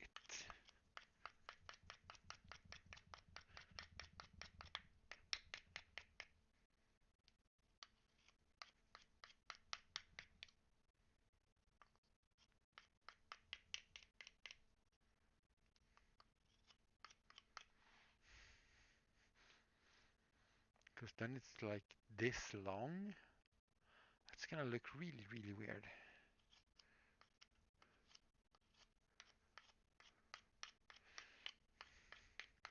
That's why I'm skeptical to that being the size. Maybe it's just a lot smaller Then we think.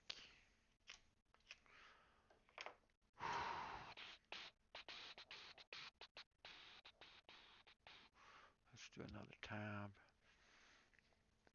How big was a blasting cap? Let's ignore centuries and stuff.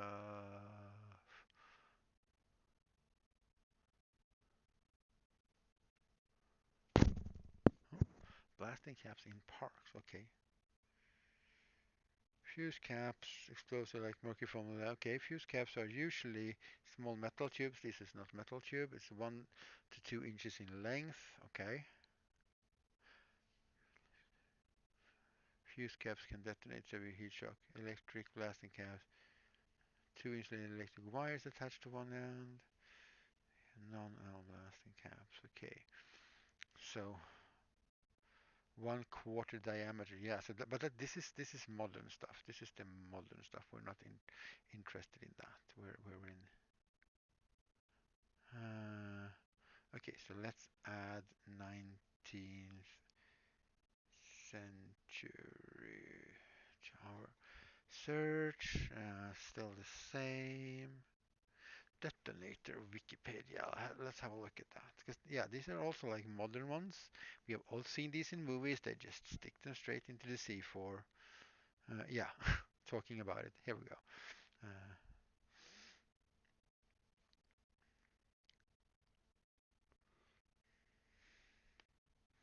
need types ordinary electrical. Yes, yes, yes. We know that. Non-electrical, electronic, wireless type of blasting caps. Here we go. Solid pack, pyrotechnics. Still modern stuff. History. Here we go. So the first blasting cap detonator demonstrated in 1744. William Watson shot off a spark, electric spark of a friction machine could ignite black powder away flaming. Benjamin Franklin, a hot wire detonated in 1863. Alfred Nobel realized that the nuclear could not be detonated by a fuse, it could be detonated by the explosions of a small charge of gunpowder, which in turn was a fuse within a year, adding mercury fulminate to the gunpowder charges of the detonators. Small copper using small copper capsules of mercury fulminate triggered by a fuse to detonate nitroglycerin. Okay, so inside the wood is just a holder for the whole package. Okay, so what we're looking for is a piece of wood that sort of looks like this thing, and if a fuse is like this is actually on screen like right now. Seems like a pretty good size. So we whittle this down a little bit and we'll use this. Oh,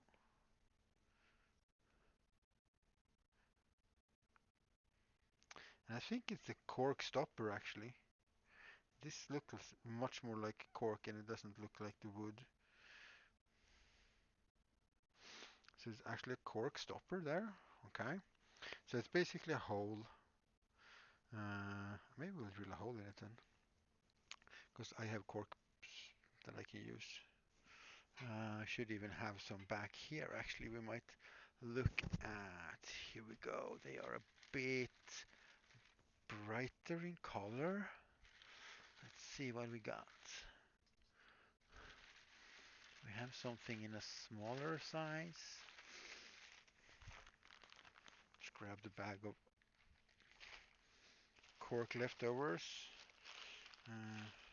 Is this, I mean this is old, so it's the color of that. We can just oil this up and look kind of the same. It's a little bit too big, though. Otherwise we only have the small ones. I guess we can take one of these and just try and cut it down a bit and see. We have some to experiment with, where there's no shortage of them. And then we have the actual corks that I use for bottles.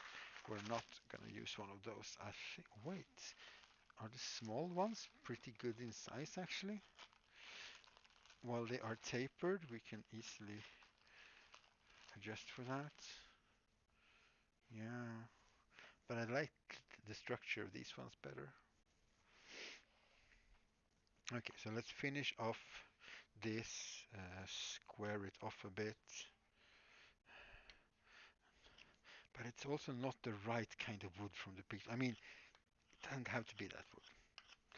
I just wanted to look as close to as possible. Uh,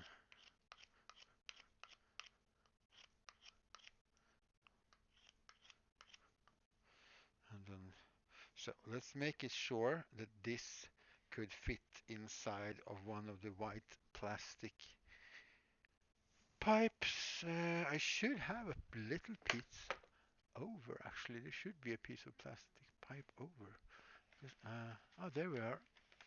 I thought I had one. Yeah, so if this can fit inside, because this is what I used for the fake dynamite. So if this fits in here, we have a good size. Now we have something to fit in. Then we'll sand it so it looks super smooth, because it's supposed to be a lot smoother than just cut like this.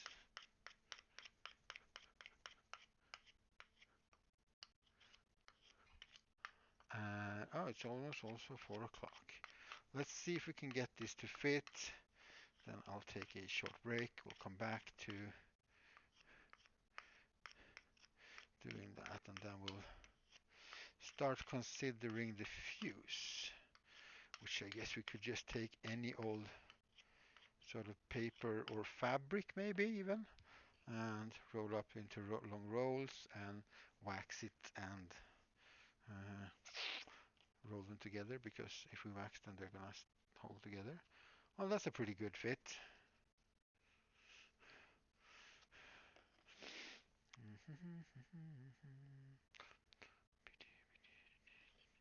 And that size is going to be too down there. So we're going to have to whittle this side a bit as well. But let's square this off first.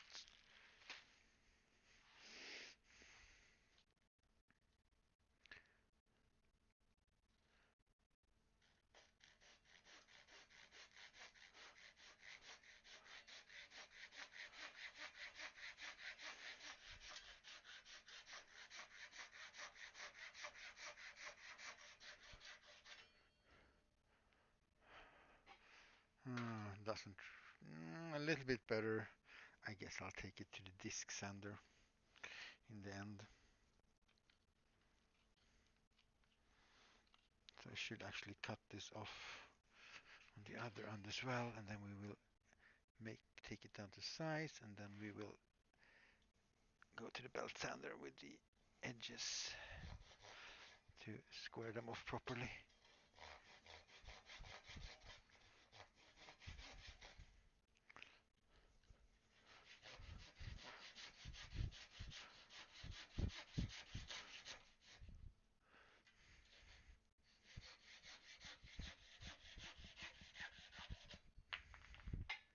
Now,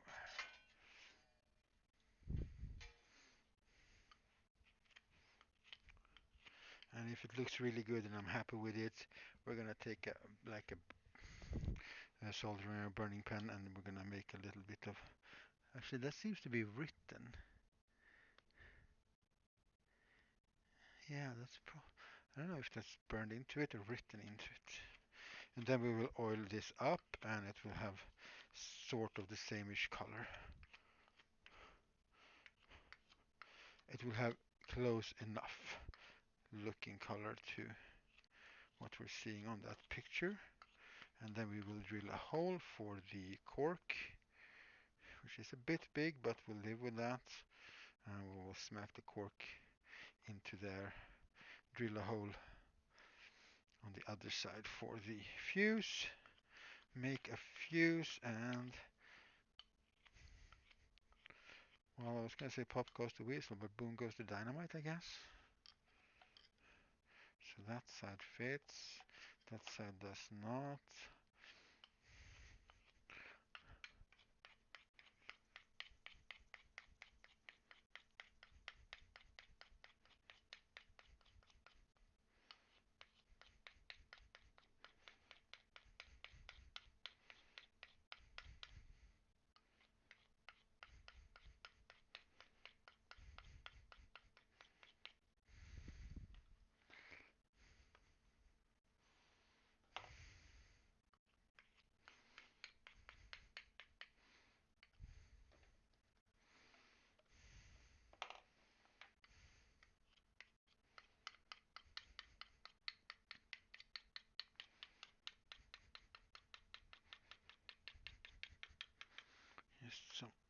minor cuts.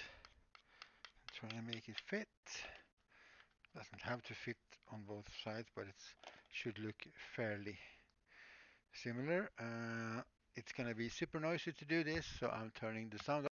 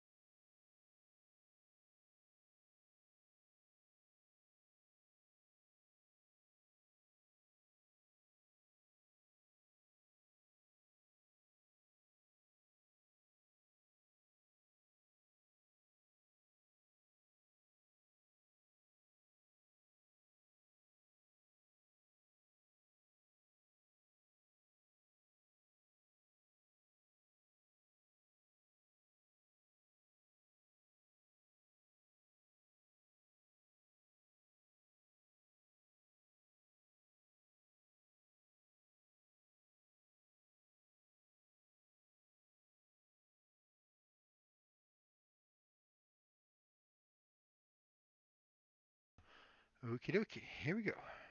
I put it a little bit on the belt sander, just smooth it out as well.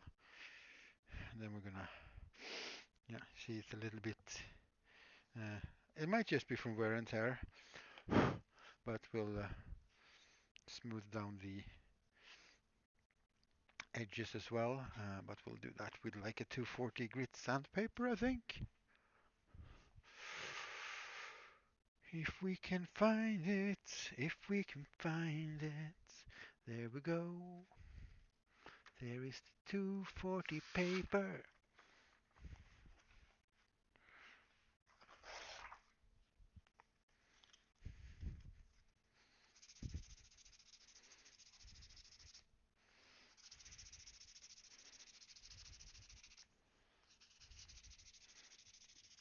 And just quickly smoothing out the whole surface as well.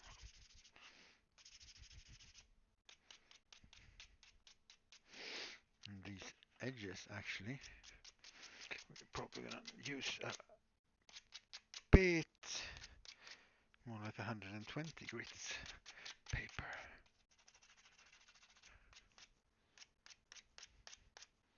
Or I'll do that as well on the belt sander a little bit.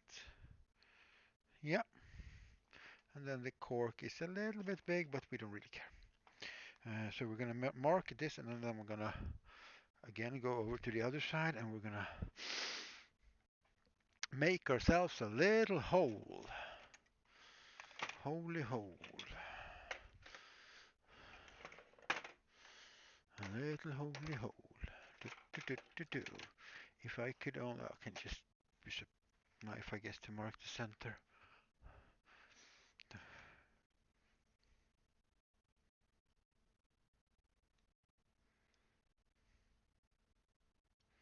center enough.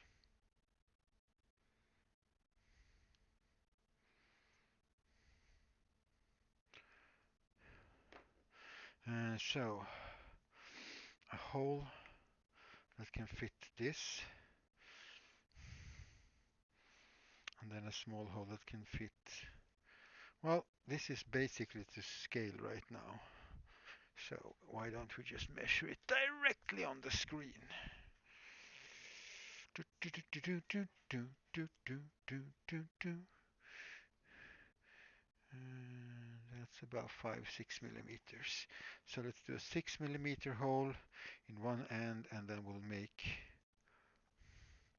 whatever size this is gonna be, 23 and a half.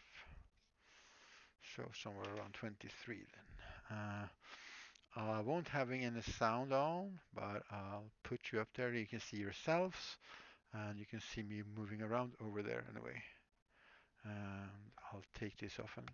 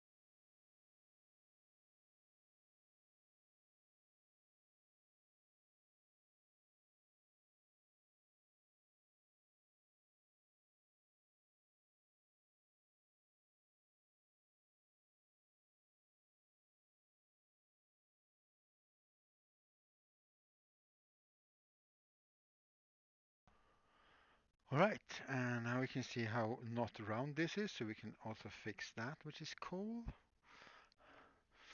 Uh, just a little bit. It needs a bit of sanding as well, because even though I had some wood pieces around it, when I clamped it down, it actually deformed it a little bit.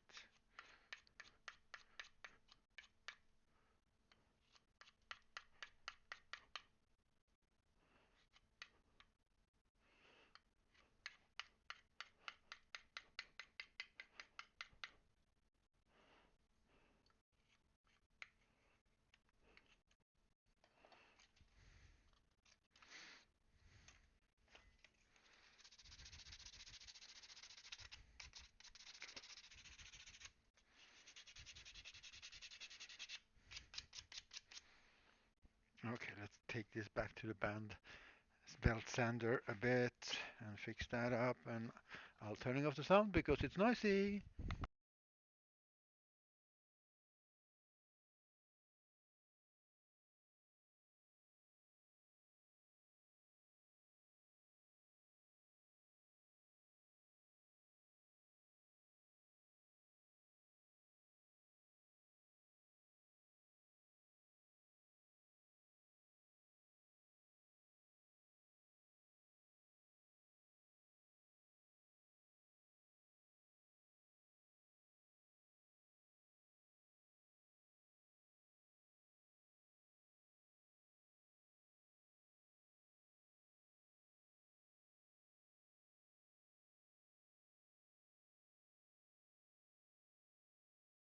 And the sound is back on.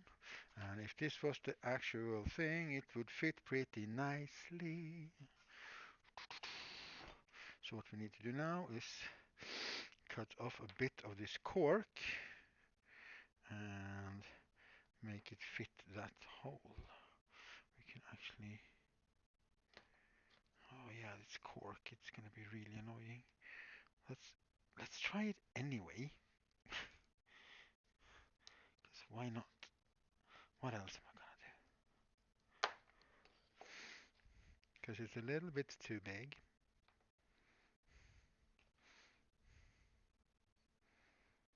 I mean, I guess we could try and sort of compress it together and squeeze it in there because it's cork, so it's a little bit malleable for like that, but not quite that much. Okay. Well, I have a bunch of cork, so we can just give it a try. If it doesn't work, we'll try the next sort of idea and so on.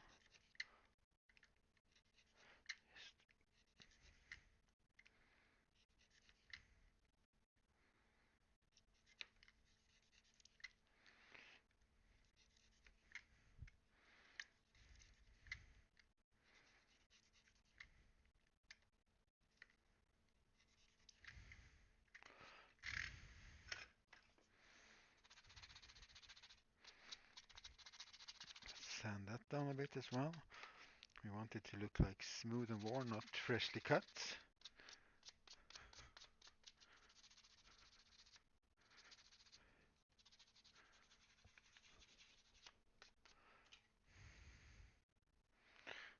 It's gonna fit in there and we'll just have to cut it down to size, basically. Maybe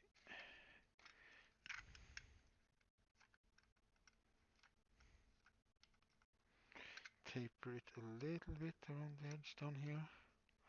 And okay, cut it in half.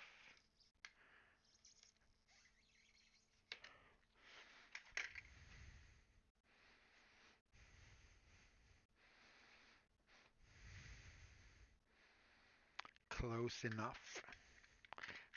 Definitely close enough. Could have a longer cork, I guess, or a shorter. I don't know.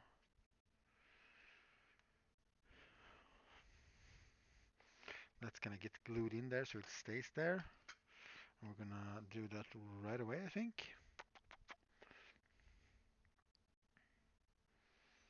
Just put some super glue in there and smack that in there, and then we'll put oil on it, and then we will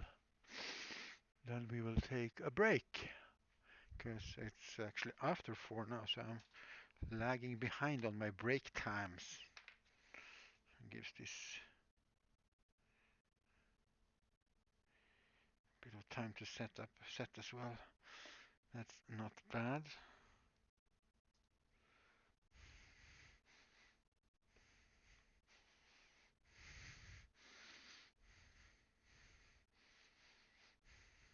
See, still some marks there, but I'm okay with that. Let's get some oil for that. I will take the little break.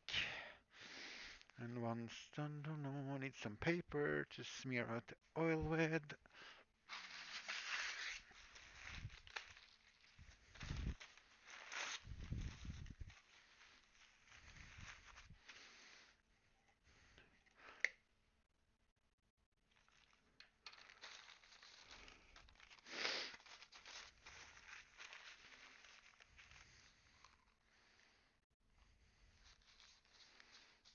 This is flaxseed oil, so we shall be wary what we do with this little rag, a little piece of paper afterwards. We're actually going to take it outside and burn it, because this can actually combust. It will darken it down a bit, not super much maybe, but a little bit.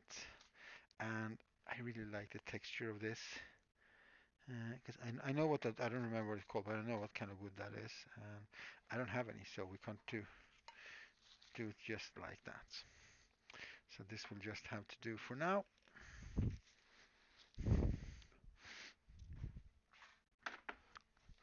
And all right, we shall be putting up the Be Right Back screen, the screen of Be Right Backiness, and then I will mute and I'll be back in 5 to 10.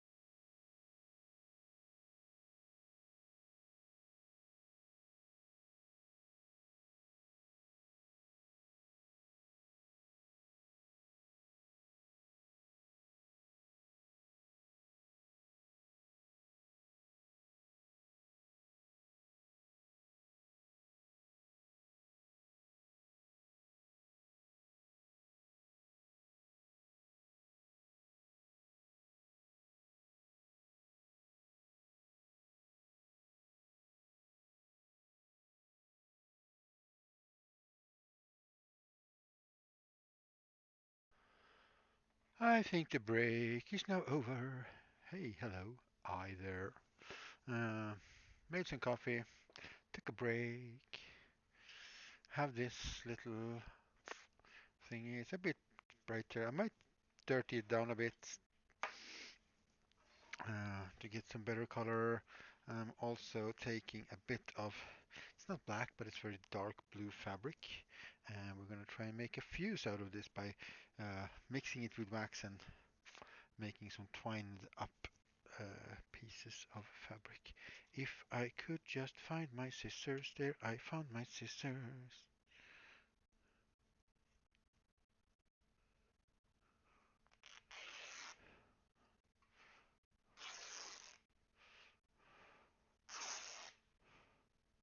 Oh, this was not very straight cut to start with. Let's stitch that piece, and because when you have a cotton fabric like this and you just tear it like that, it follows the snip snips. What? Sneaky snip snip is back, eh? No, because I want it to be straight, and if I tear it now, it should be fairly even, I hope. Grain line. Thank you. That is them is the words.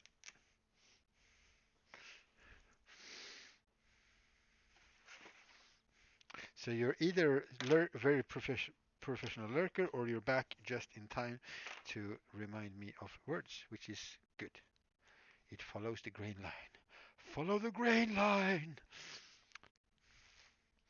How do we get there? Follow the grain line. Go, go, go. I don't know. Sounds more dramatic that way. And then I'm just gonna sort of wax this up. Yeah, that's what we're gonna do. We're just gonna wax this up. And then we're gonna sort of go like that. With the wax, it's not gonna be so fuzzy.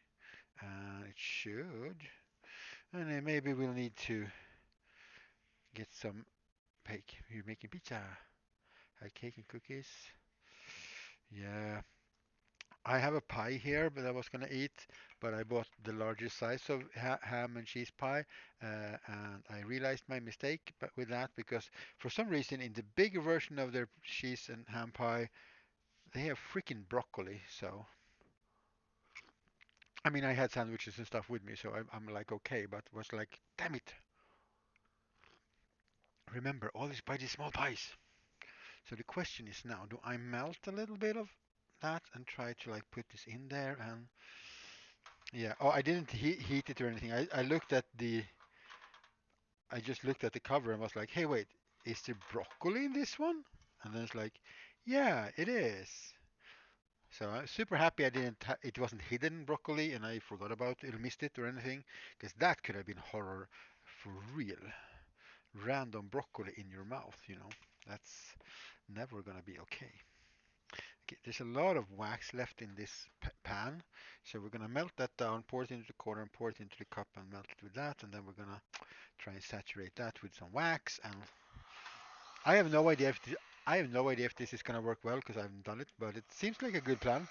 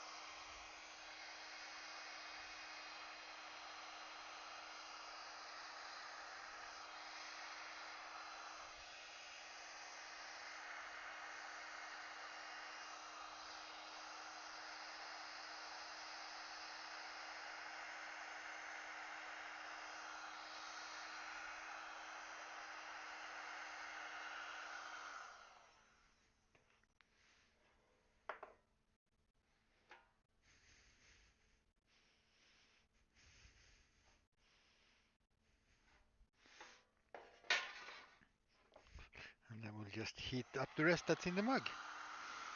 Melt it up.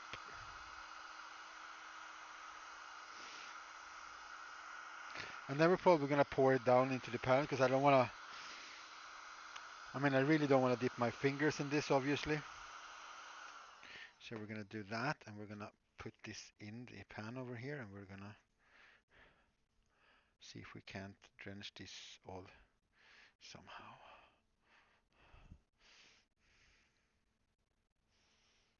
Actually, I think this is going to be the easier way.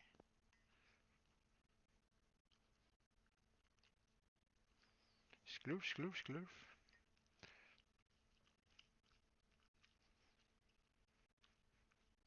Because then if it starts to sort of hardens now.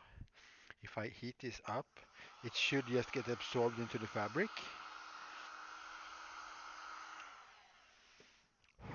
Oh, fabric getting warm. Okay, so let's put that out there.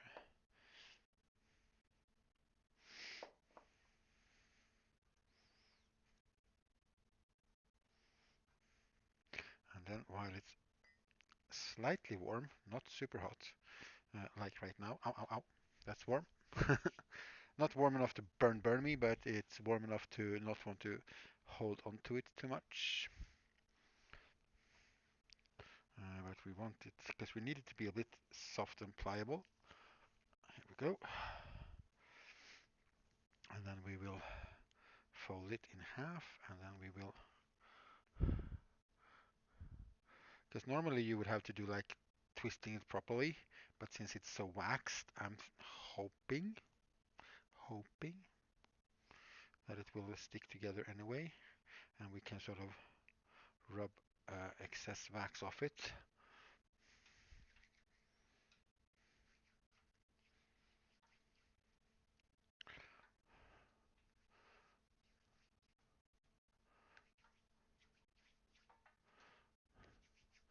And we can make it look like a fuse, close enough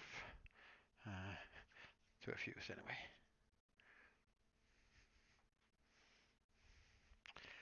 And if I heat this up, it's probably gonna just open up now, so I think I might have to actually do this properly.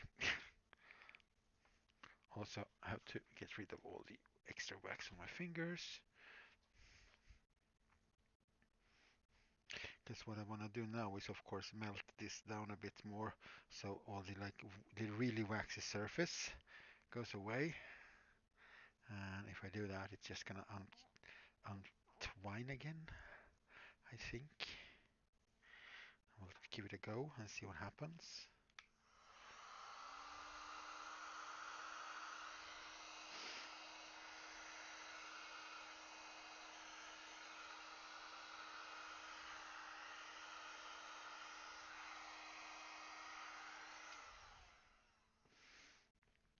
And then it just turns, because we have some pictures here. I know that, I think this might actually be braided, which is super annoying.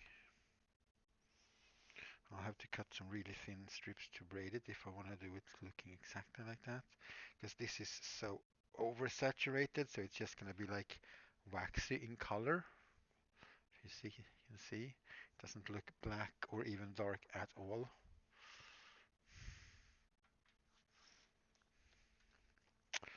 So this is just going to be like a really hard piece of waxed cloth. Not at all what we expected. So plan number 2, take a larger piece of cloth, wax it, and then cut the strips from the waxed fabric. That, of course, would have been a much smarter plan to start with.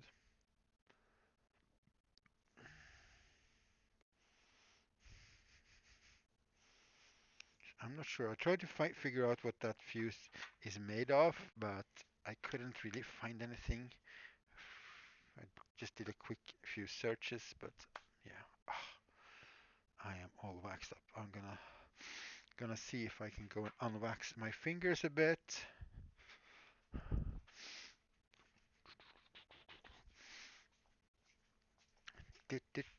Cleaning off the hands from the wax.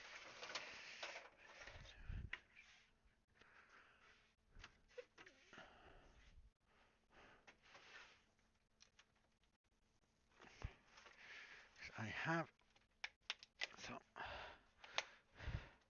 things that I think slash hope should dissolve the wax without dissolving me. Well, it won't dissolve me, but I don't know if it's gonna actually work very well on the wax. We'll see.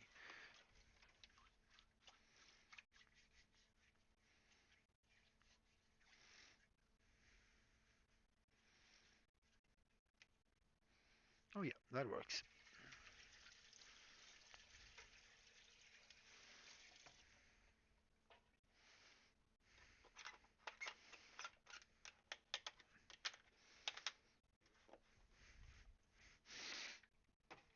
That definitely works. It's gonna be nice.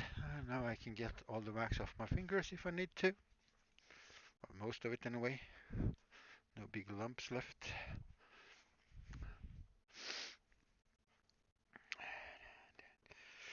Okay, let's have a think about that then.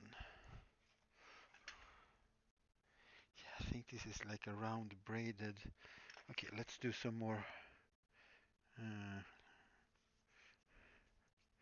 uh, Fused 19th century, that's what I searched for. But it doesn't really give me.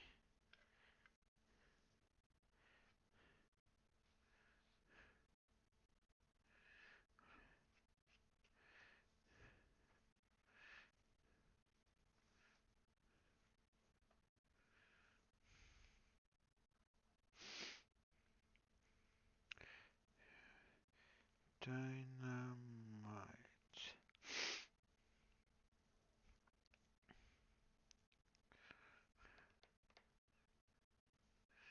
Detonation core.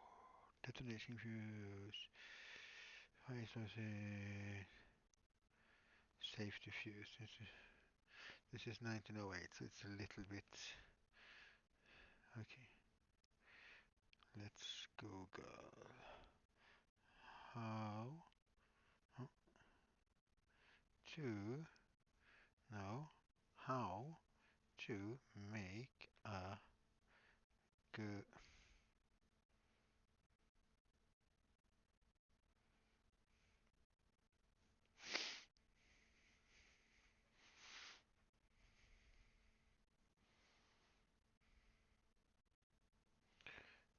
black power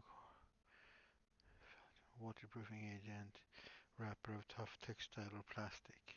So this is supposed to be okay. It's just way too much wax in this, and that's the big issue. So the fuse isn't going to be long. So let's cut off a piece. Let's find ourselves some pliers so we can hold on to this, and then we'll try to heat it up and see if we can, just like with the paper, see if we can get this to drip off. Basically, just run off. Get something to hold it onto this with. Let just the wax, let the wax run off it. See if that works.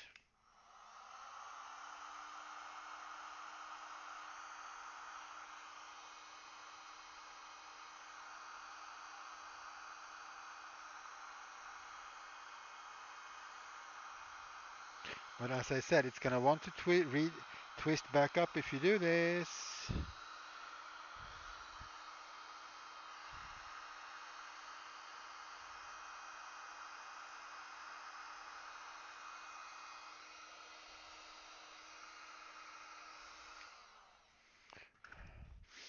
So first things first, I think we need to make a proper twining of this.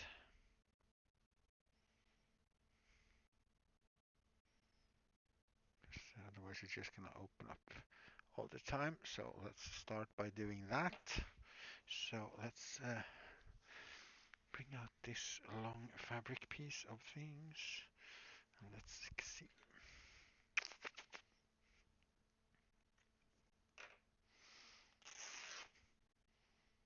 Oh yeah, this is the piece that was not, that wasn't pulled apart, it was cut apart at some point. So let's go.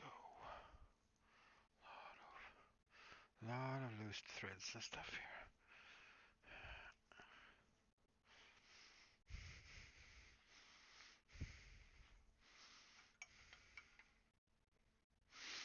I like how there's a piece of dynamite on the screen, even though it's a fake dynamite. It's a fake dynamite, don't be worried. It's just a museum prop.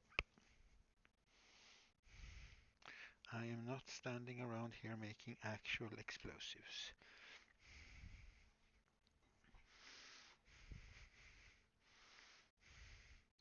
Uh, okay, both me and everything is out of the camera, but I'm here, you can see it, the camera is shaking.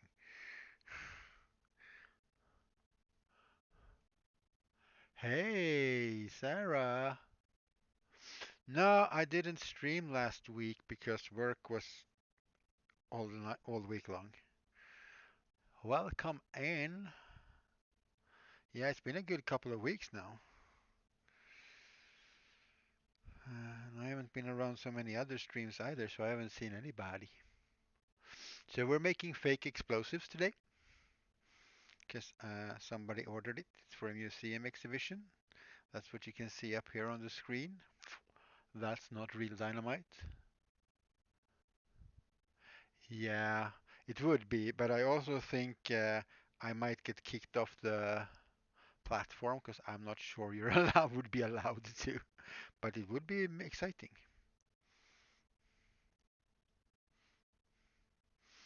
especially since I'm not like a trained demolitions person. And right now I'm just trying to experiment with different solutions to make a fuse. And right now I'm just twining some pieces of fabric to make a fuse-like thingy. So hope your weekend is nice so far. I'm getting to have fun playing around making fake explosives and leather water bottles, so I'm pretty amused anyway. I'm down here. I haven't moved the camera. Change main. Yeah, it's the legality of the thing. I think they're gonna just shut me down, and I want to be able to stream. I don't know how it's with dynamite, but with like black powder, you're in Sweden at least. Last time I checked, which is ages ago, well, last time I heard rather than checked, you could have a certain amount of it at home because it's such a low yield explosive anyway. Uh, but yeah, you also have the internet, so you could, uh, I guess, just make anything anyway. Making a tiny sink for you. Oh, that's so cute.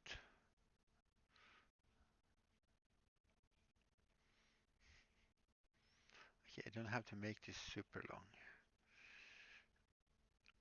Actually, here we go. It's very fussy right now,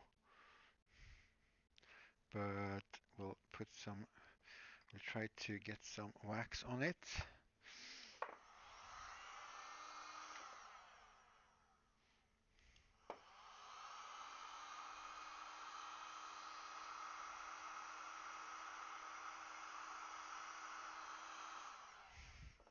See if we can't get it together a little bit.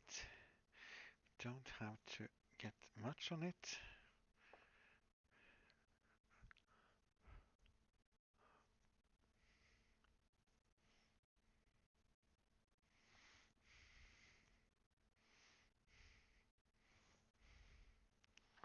That looks much better. It's a bit thin though, so maybe I need to double up on this one. So let's see if we can. It's beeswax.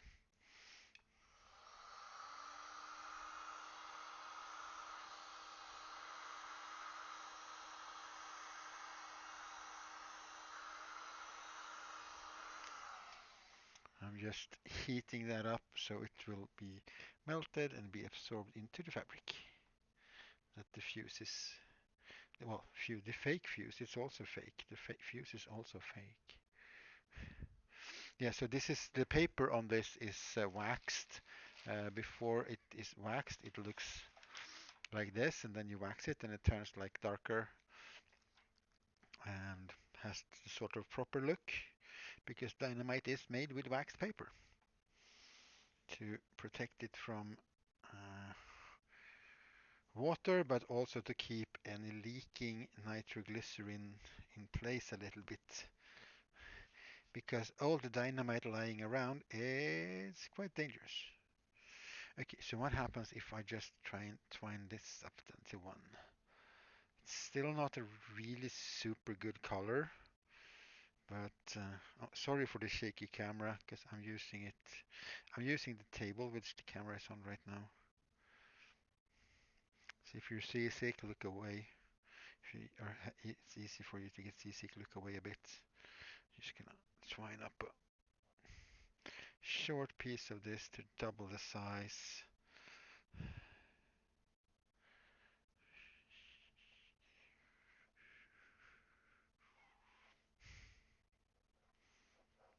Then we'll have to cut that off. So yeah, beeswax is the theme for today because we're also making uh, some, whoa, here we go, some of these leather water bottles for a client. Making, we started on one of them, and that's also pretty funny because this is the same leather that's just filled with wax, like saturated with wax, so it turns a lot darker.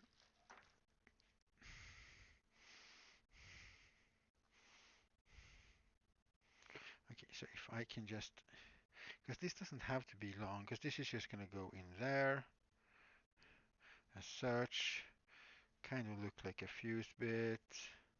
I will cut it off like there. Let's just heat it up and see what happens if the wax gets absorbed into the fabric.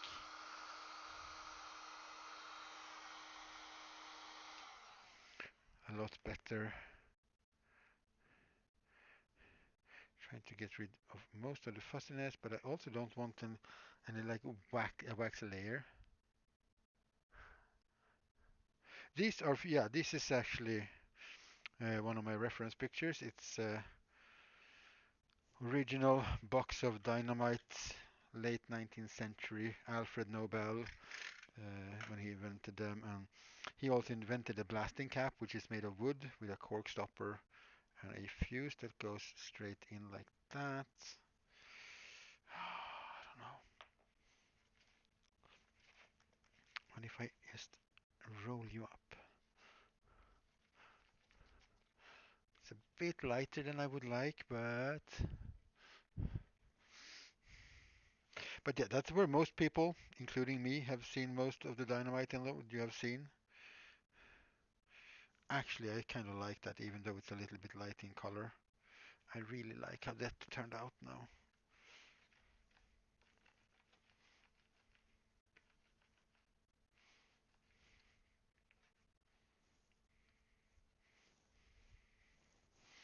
And I will just make a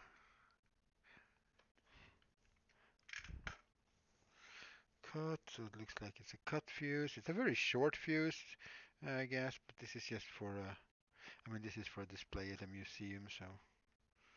And then we'll just put some glue in there, and we can sort of call that detonator, fake detonator, done. Oh, I wonder if the super glue is gonna hold this in place actually, because the wax is quite sort of fatty. Oh, dripping glue all over the place. Do we have some paper? Yes, we have some paper.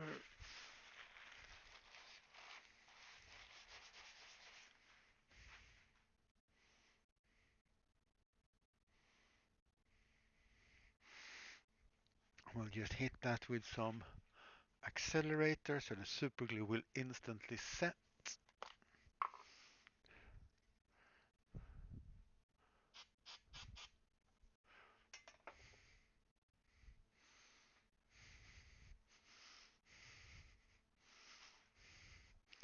that will definitely give you a look and feel of dynamite and a fuse, I would say.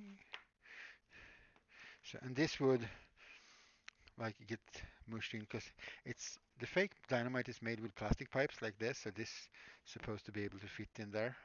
It's a detonator, and the cork bottom I expect to get blasted out from the little detonator in here that explodes. You light the fuse and it goes boom. Because dynamite can't be set off by a burning fuse. It's not that sensitive to heat.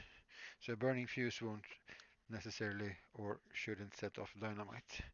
So what you need is some gunpowder or something that goes boom, and then you have the pre-packed detonator. You can just pack your stuff up and you can smush this in a little bit at one of the ends, and once this explodes it's just gonna explode the rest of them. So yeah, that's one of the today's projects actually. All let's bring you in to have a look. Properly made.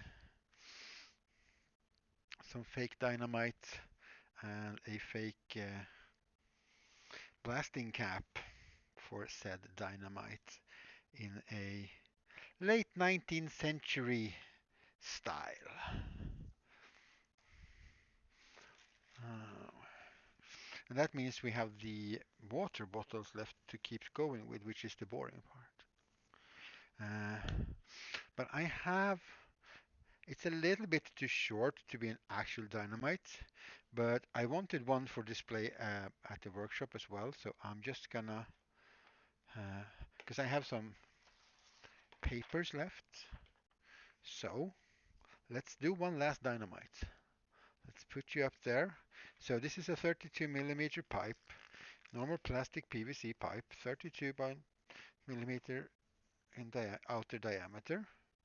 It's basically a like plumbing pipe, plastic plumbing pipe.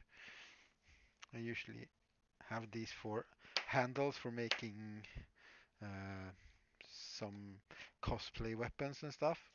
It's a, it's a pretty decent, good pipe to have. Just squaring off the ends a bit, removing all the fuzzy bits, taking a sandpaper to remove the last of the fuzzy bits. I can make a dynamo. Actually, I have some of this material left. I can make like a one with a actual fuse in it as well, just for my own sake. Such stiff little fabric right now. But yeah, we'll toss this away into the garbage can. There we go. And we have a template that we want to use for the paper. So I just looked the picture that we looked at with the dynamite and the blasting caps. I just sort of found a uh, a font type that looked similar enough and tweaked it a bit to make it look like the text. I've done a couple of different papers. I made one that's a bit redder, but I didn't really like how it turned out in the end. Uh, this sort of brown paper seemed to be giving the best results. Oh, this is also smaller. That doesn't matter. A little bit. Okay. It doesn't matter. And since there's a lot of wax at the bottom here, we can, it's a big pile of wax there though. We're gonna just melt this down.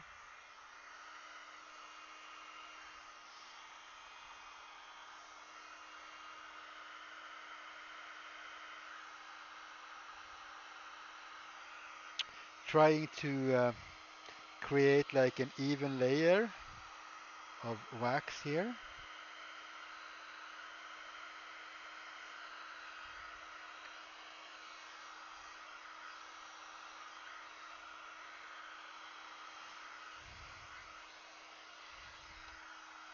We can just put this down, heat it up like this, and it will just absorb all that wax from underneath as much as it can.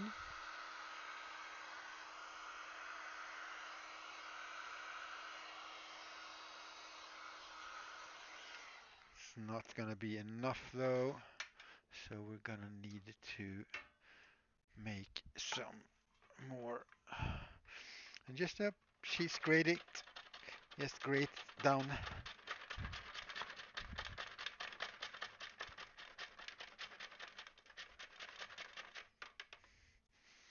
Kind of looks like cheese as well.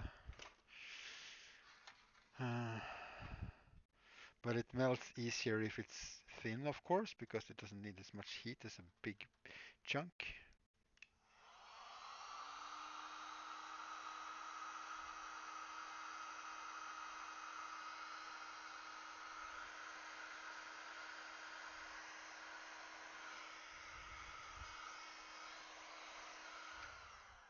And then I have this piece of leather, so I can just scrape it around, try and cover the whole paper.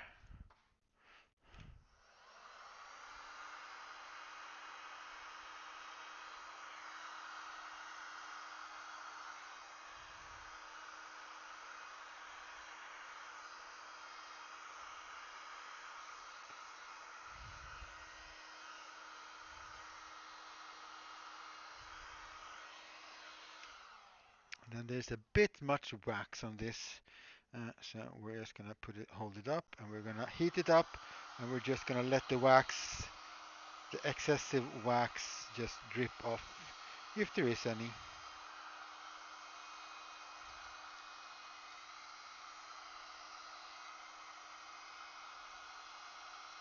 There we go, it's dripping a little bit in the corner there.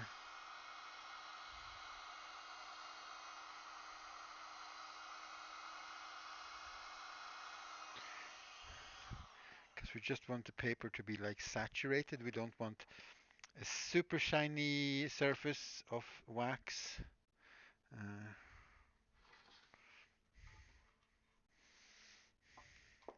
just let that cool down for just a little bit.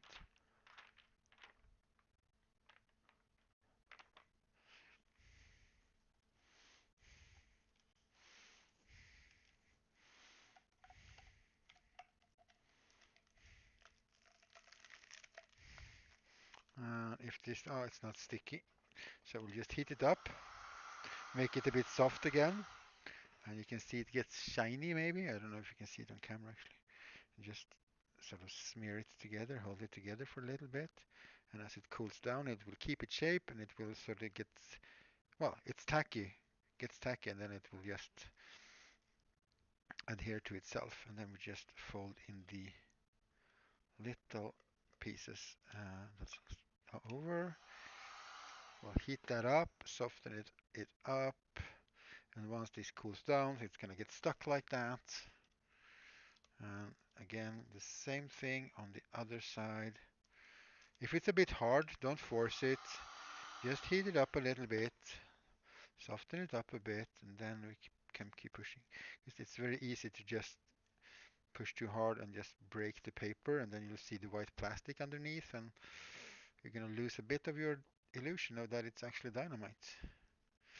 There we go, one display piece of extra dynamite from Nitroglycerin Incorporated, Stockholm.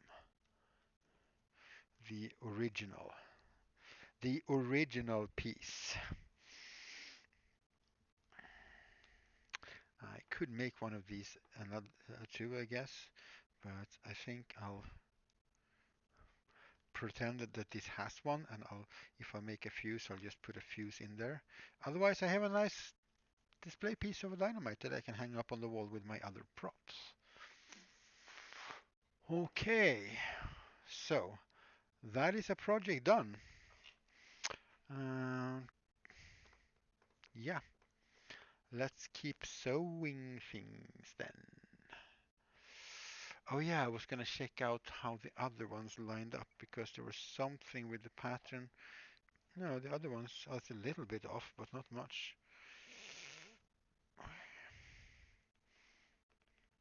So the question is if how I want to do this. How do I want to do this? I am very happy how this looked turned out. It yeah, and I'm gonna say it every now and then, as long as that's on screen. This is fake dynamite. This is just a museum prop. Oh, you see, I broke it actually.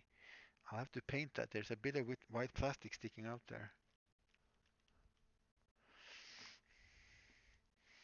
I mean, it's not going to be very visible, but we can just dot in some brown color or something there. Because this shouldn't be plastic pipes, of course. This should be cardboard pipes. All right, so yeah, you can see how it doesn't align at all. Somewhere along the line, I made a mistake. So for now, I'm leaving this one alone.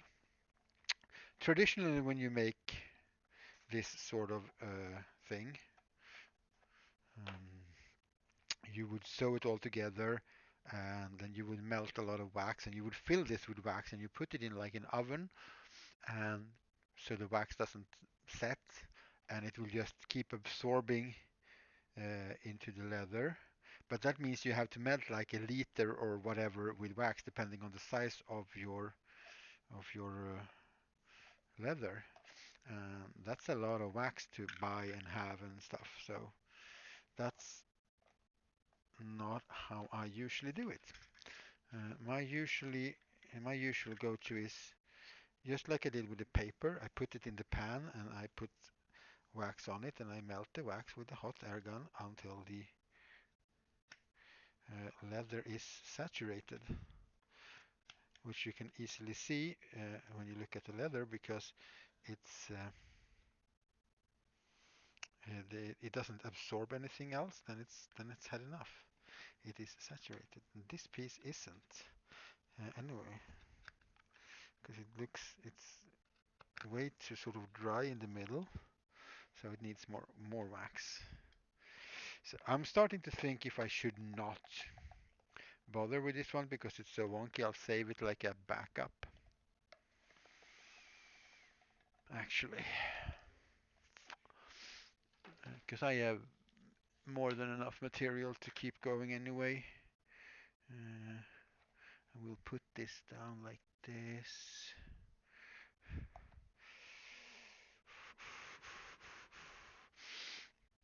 And I should not make the holes before. No, I should wax it and I should fold it. And then I should make the holes holding it together. Because you just want to sew the top part and then you will sort of shape this out and you will put a piece of leather in on the side there. But that means, oh my god, we're gonna have to grate a lot of wax then. And I think this might need a bit of cleaning as well, because it gets quite sticky.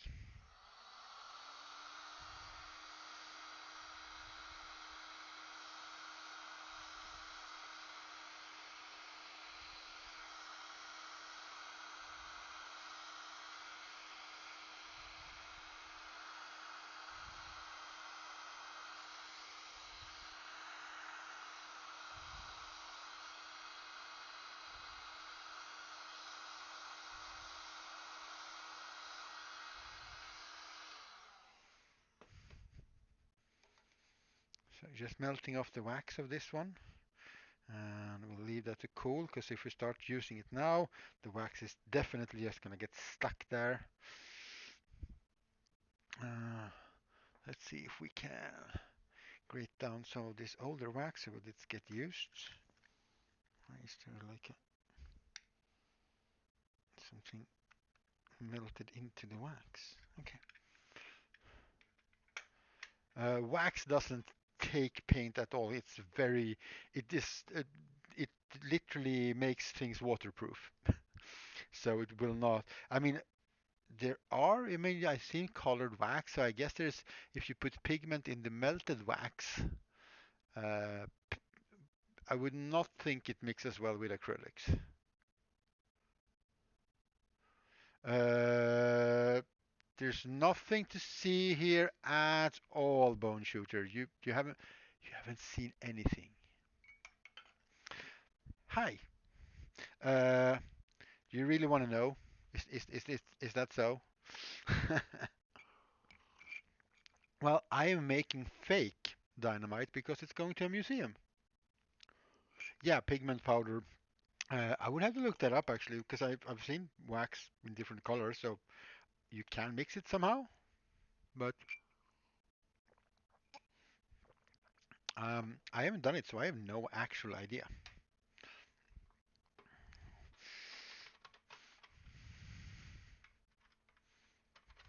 Now, the fake dynamite is going to a museum exhibit. Ow! I just smashed my hand into the floor with a wax. Good plan.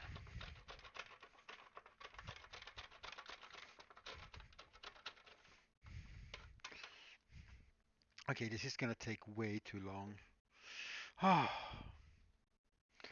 The reason why I do it is because this melts easier, but I'm starting to think if I should just cut it down in chunks and put it in. Uh, do I have any good pots? Do I have any extra metal pots? I need to buy a wax metal pot.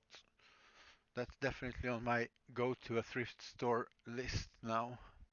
So I can put it in the oven and just quickly melt plastic because I have one extra pot, but that's for clay, so that's not gonna mix very well with the wax. So right now I guess I'm stuck grating some wax.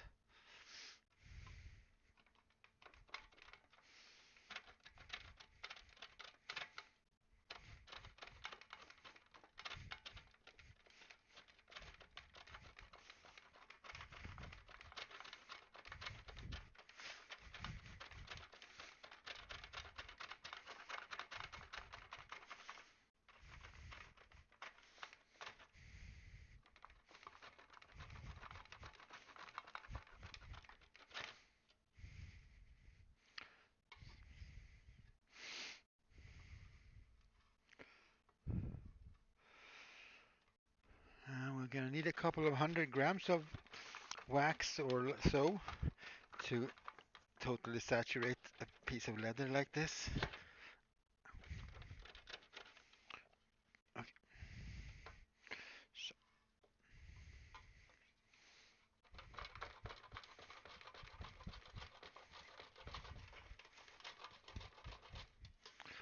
let's move this so I don't get too many. Yeah. Yeah, looks like cheese. Doesn't behave like cheese. Don't use this as a fake cheese in like a window or something because beeswax start to get really soft around 30 degrees Celsius and it melts at around 60 degrees Celsius. So sunshine is the enemy.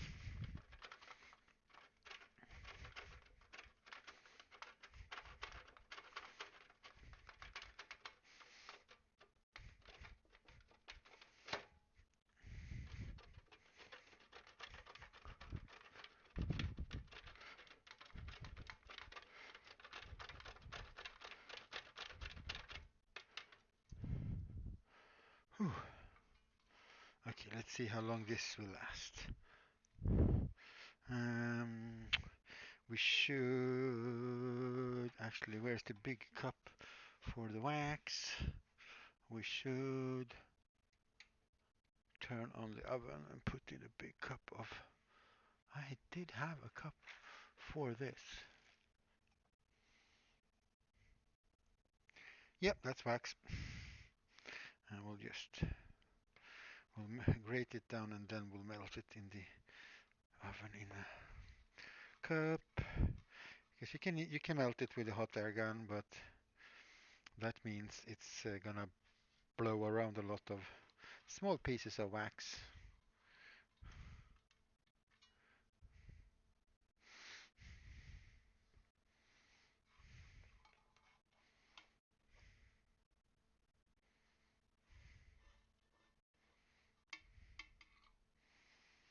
And we don't necessarily want that.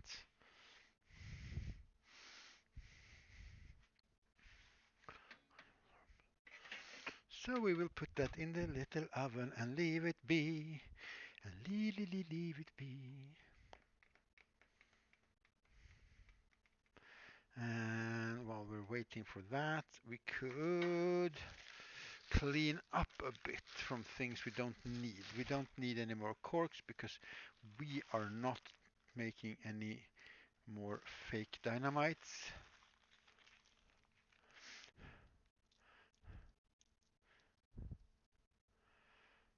What's the sink made of?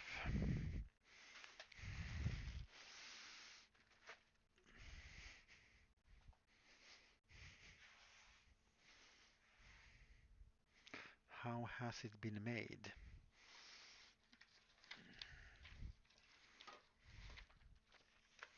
Some extra dynamite paper for, if somebody else figures out they need dynamite, I guess. I don't know.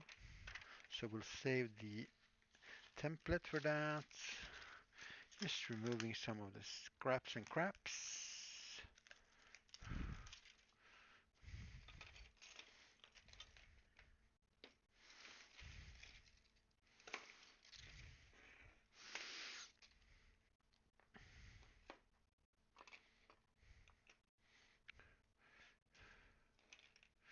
But yeah, what material did you make the sink of? Would be good to know to figure out how to fix a crack as as quickly as possible, I guess. Because otherwise, like modeling putters, like green stuff and whatever, and then paint over it, works pretty well for most things.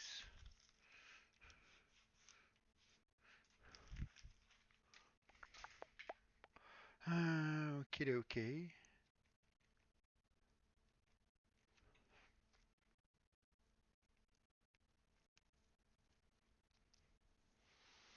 Okay. I know it doesn't really matter too much, but there is a bit of white plastic showing through there, and I won't have it. So I'll get some brown. Do we have some brown colors around here? Here we go.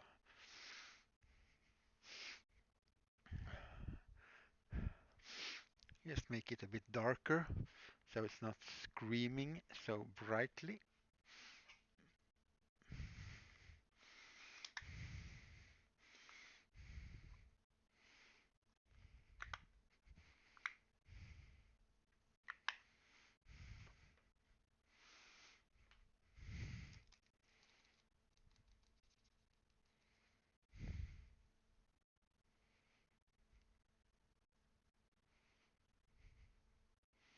Because even if it's a darker brown, it's definitely much better than a like shiny white.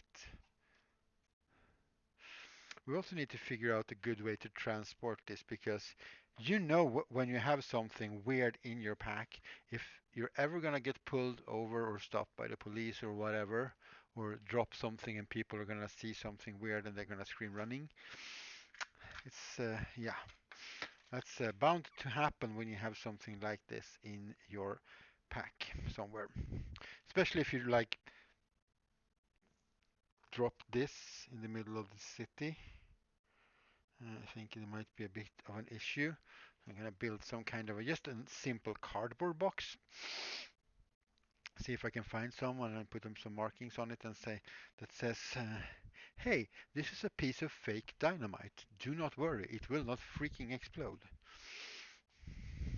Because I feel people might want to know that if they just happen to see it, for whatever reason they happen to see it. I'm just gonna see if I can find. I don't know if you can even hear me anymore. I just keep on talking anyway. It's a very big box. Let's see if how that works out.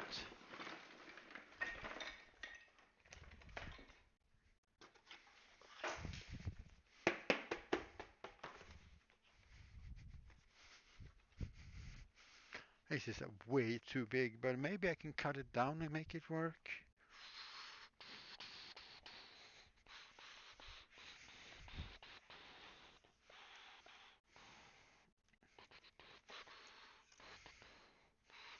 It's way too big anyway, even if I cut it down and deal with it. See better to see if I can find something smaller-ish to transport it in. Oh, hello. What are you? You are a very small box with a lot of buttons in it. Well, push buttons and switches. So,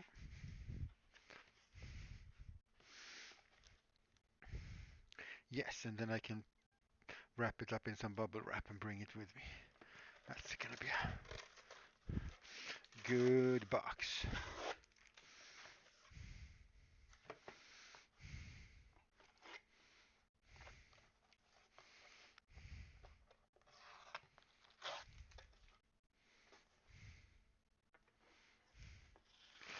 So, glue gun came out too sloppy. Yeah, well, that happens with glue guns.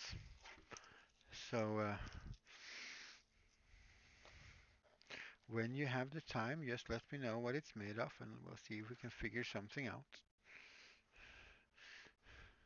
I do know that you have that kid around, or more, I don't know. But I know that at least there's one child involved, so I'm guessing you might be off away dealing with kids stuff.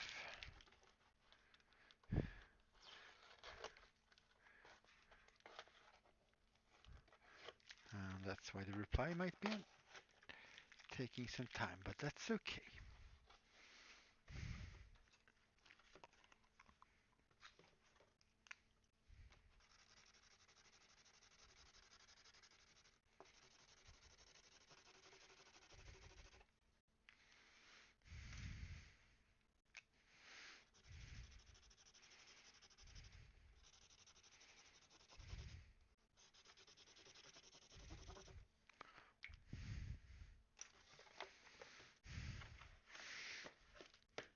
So I can put this in here and put it away.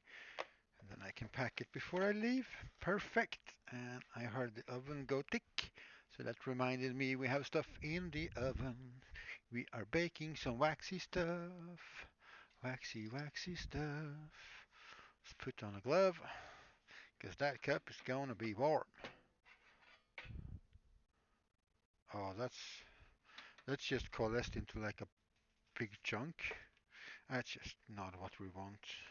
Okay, I guess we're doing it this way anyway then. Come on, untangle. Here we go.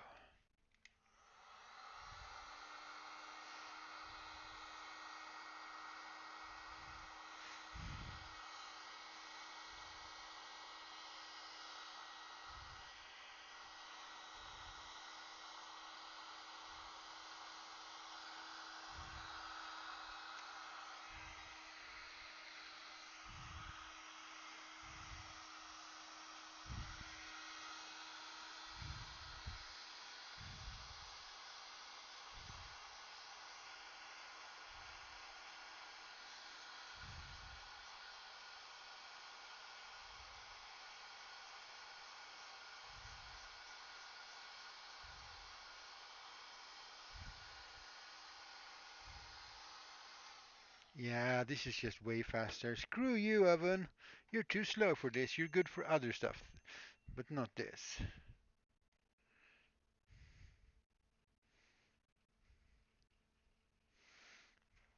See if we can get that last piece to melt.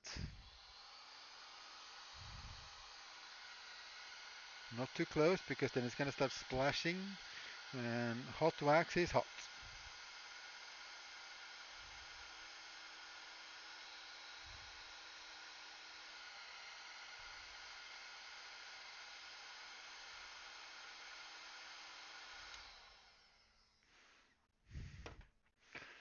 And we do have a piece of leather we have been using to scrape wax around with, so let's use that one as well for this. Yes, let's.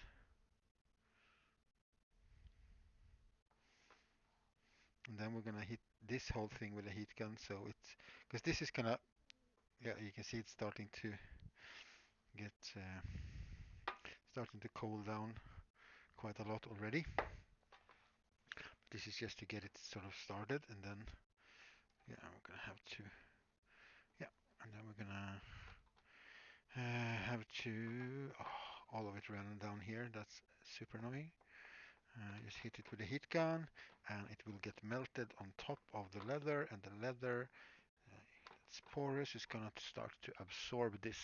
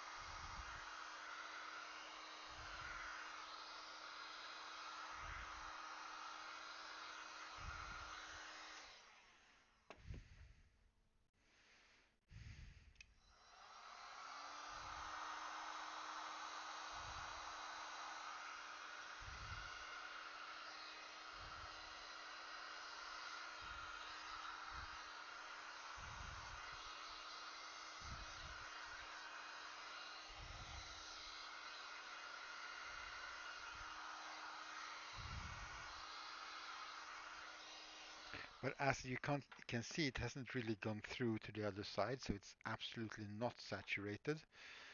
It's just like in the, it's just this side that has sort of absorbed a bit of it. Uh, so we're gonna have to keep heating it up, keep adding more until it seeps through, so it's completely saturated.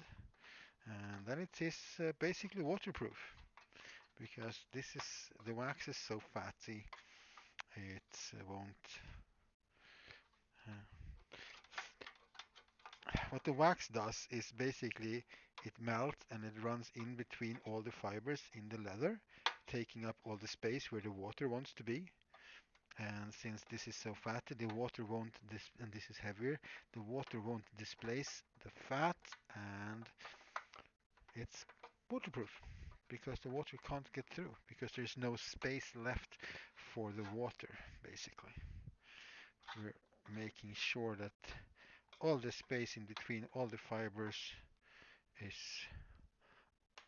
filled up with the wax.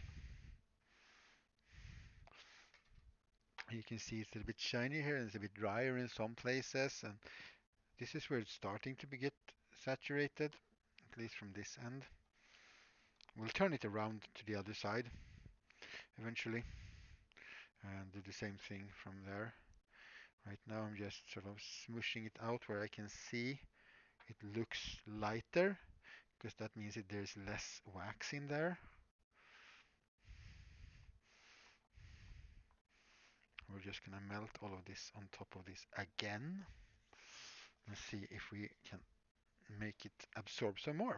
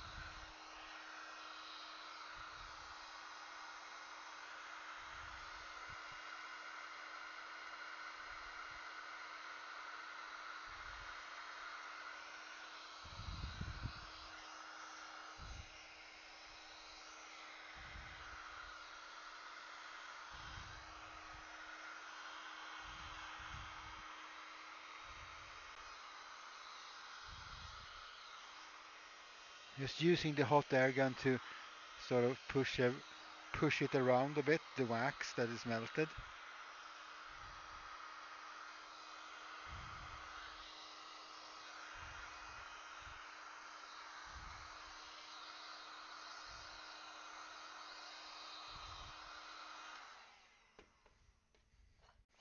There's a lot of This old wax has a lot of like dirt in it. Let's see if we can't scrape most of that off. I mean, it's not going to be absorbed into the leather. You can see it's starting to seep all the way through. So what we can do now is that we can put this away. Let's see if we can scrape this. Okay, let's leave a lurk. Thank you very much. Go out, do your errandy things. I'll see you around. Thanks for dropping in.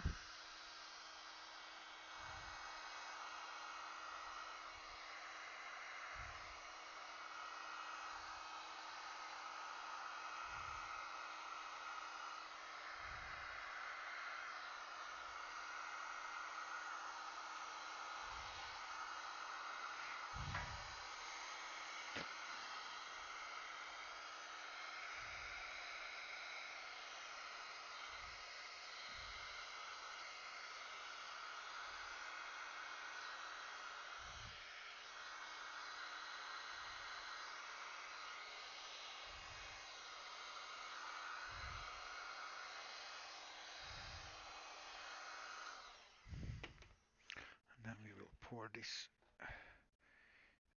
over to the cup.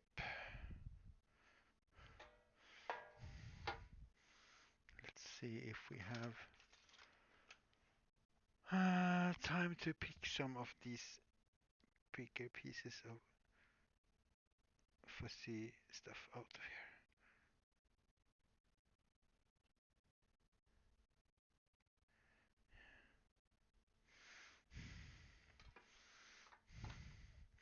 And then we will start uh, from the other side.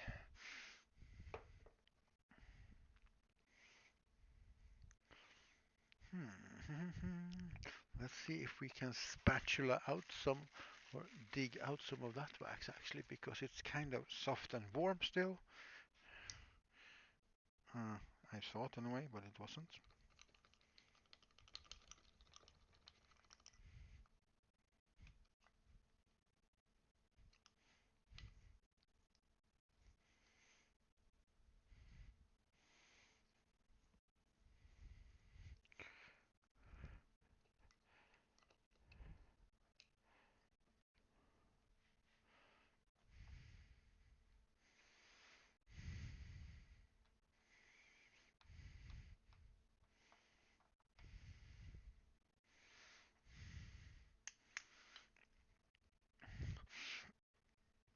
So Sarah, what was the sink made of that you tried to fix that the glue gun didn't want to work on, if I may ask?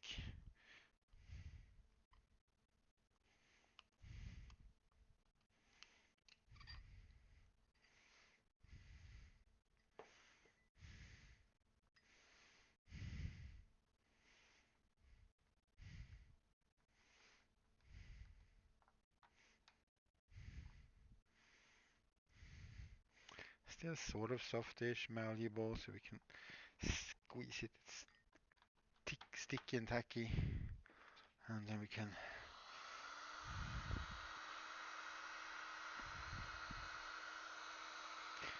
start melting this down again.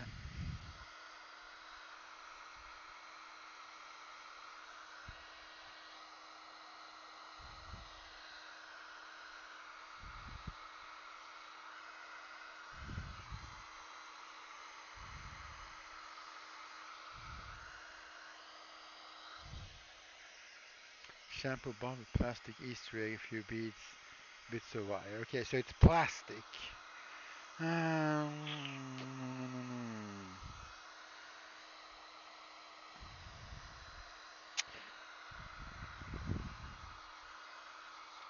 I mean, depends on what you got at home, I guess.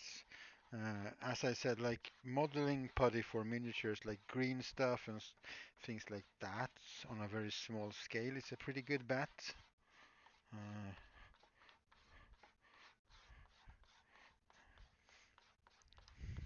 Takes a while to cure and such, though. So I mean, it's not gonna be fixed today. I think we need to start making some more cheese.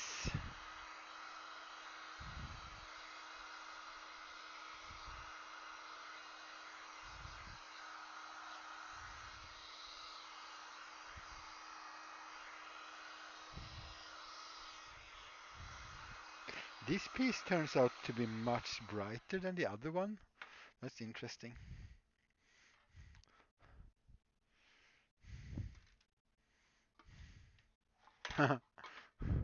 Yeah, no, I'm thinking modeling potters like green stuff and things like that. Because it's small. So I understand why the glue gun makes a mess of it a little bit. Everything is plastic. So if there's like a,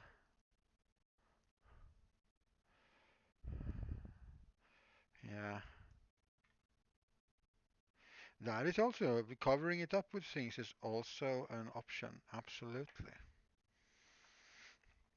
But yeah, milliput, epoxy sculpt, green stuff, all that sort of miniature sculpting things that uh, basically cures when you leave it there. But yeah, that's not gonna. If you don't have it at home, it's gonna take a little longer. And even if you have something like that at home, it's gonna take hours for it to set.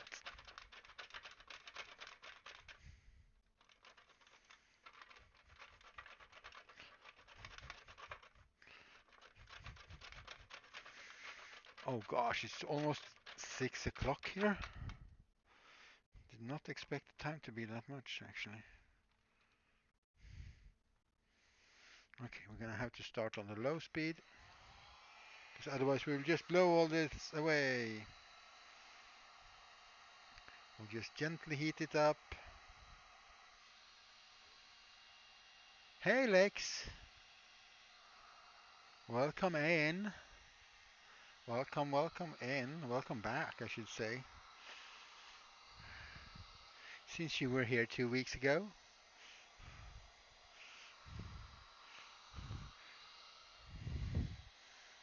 Hope you're doing well this weekend. We are making some waxed leather water bottles. We have made some fake dynamite. Me, I'm great actually, because I get to play around with funny stuff. Okay, this is fake. Don't be alarmed if anybody sees this. Ow! Hot air guns are hot. Note to self. So yeah, some fake dynamite and a fake old school blasting cap.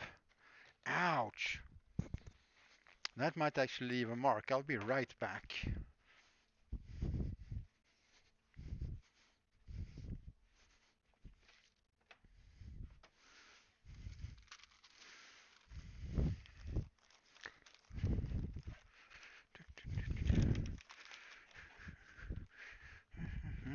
And just to make sure I don't get a nice stupid burn mark because I am clumsy, we're not gonna take any chances.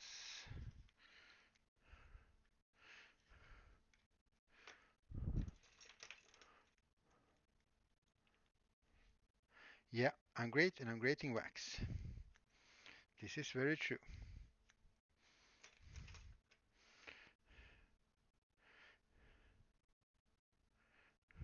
And we're taking some more waxy stuff, but this time I can't actually even feel where it was. We'll see where it was. We'll take it all over that knuckle. Yeah, this is the greatest stream you'll ever see. We can keep going for a while now if we want to. I just want to like tag along with your jokes. I wouldn't want to seem ungrateful. See? Not a shred of dignity.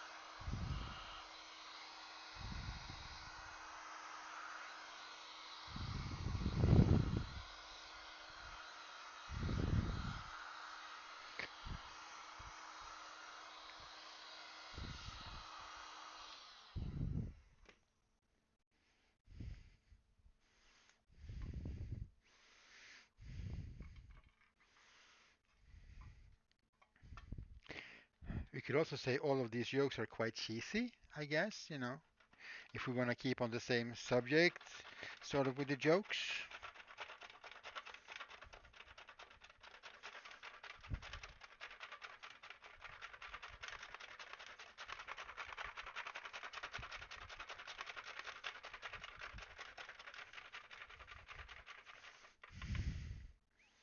Yeah, but I have super first aid stuff.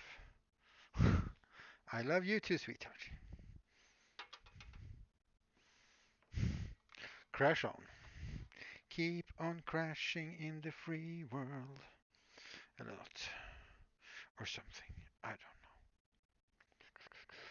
Yeah, I'm very happy with how the dynamite came out, actually. Lucky for me, when it comes to injuries, I have several first aid classes behind me, and one of my friend who is also a first aid uh, Red Cross guy who actually teaches people first aid, gave me a bunch of supplies, including some really cool um, burn damage stuff like ER and ambulance kind of stuff. That's I don't think this is going to be a mark in a way because it doesn't feel like that. But even if I was a semi-serious burn here, this on here for a day, and it's not even going to be a mark. It's just amazing stuff.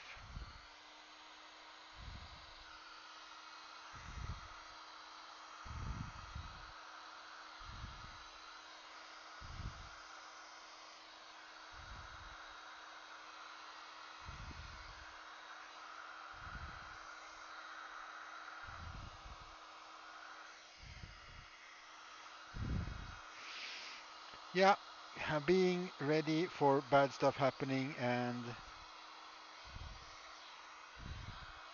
having some kind of a first aid training is always a good thing, but especially if you work with like hot things or sharp things and stuff. But the most important thing is to not panic.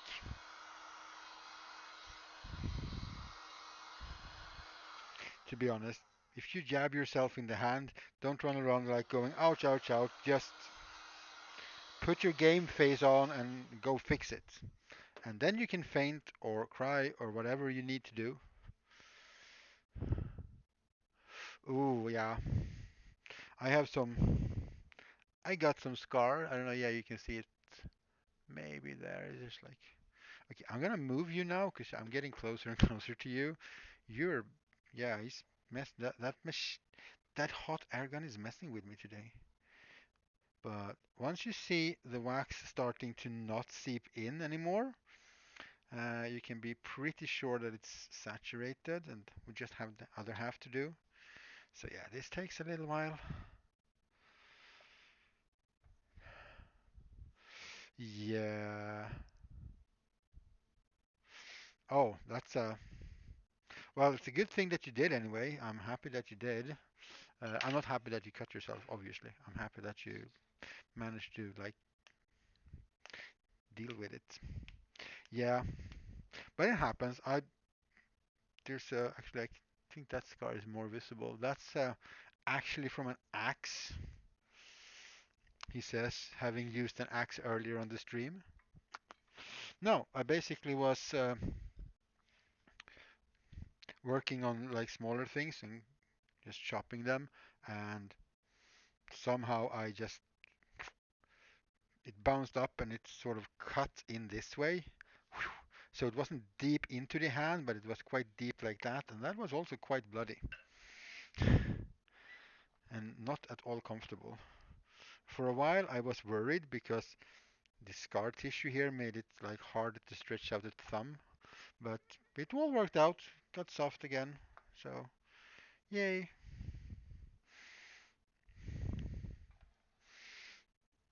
But that was when I was working at a Viking farm, so a lot of axes and knives.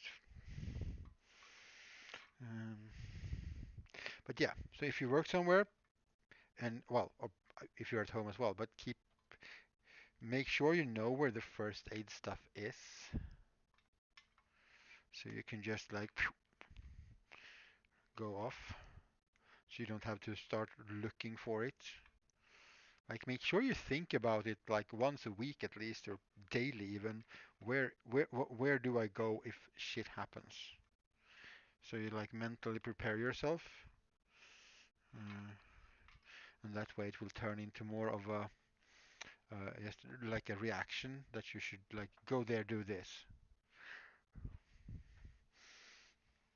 It's like training something like repeatedly, so you can condition yourself to handle a situation. So I have never hurt myself at some point and not being able to like, okay, let's see what this is. I have to go. I have to something. I have never like, oh my God, what am I gonna do? Well, when I was a kid, probably fell off a bike or screamed or something. But later in life, because it's very easy to do, because that's sort of the initial reaction you get. That's a natural reaction. So if you do that, don't feel like, oh, I shouldn't because I'm bad or something, uh, because it's a very natural reaction. Uh, but you can also, if you wish to, sort of prepare yourself, train yourself to handle situations like that. It's not easy necessarily, or fun or anything, and not something that you should have to do. I'm not necessarily saying that you have to do or encourage you to do it or whatever. I'm just saying you can.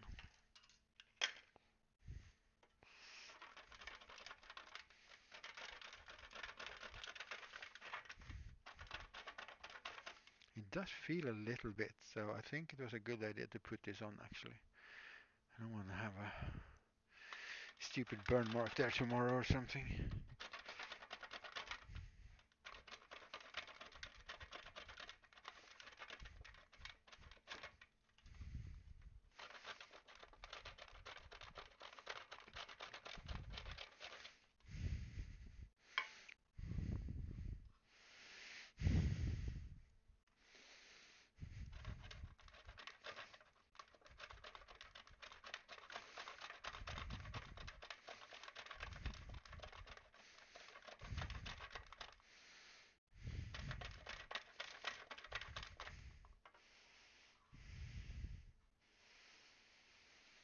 Let's do a little at a time, because it's not that fun watching somebody grating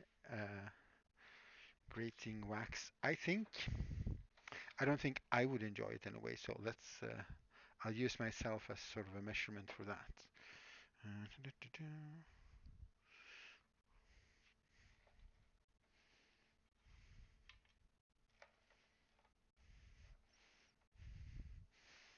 Some bigger lumps in there as well. That's fine. That's fine. Everything will melt. Yeah, I can actually feel that. Yeah, good times. Good times. Oh yeah, it was down here. I can feel it now when I push it. But this is so sticky, you don't even need to tape it down. Usually, you can just the body heat will melt it in. The reason why I thought it was funny though is because this actually contains honey, so it's sort of wax adjacent. It's a part of the sticky compound,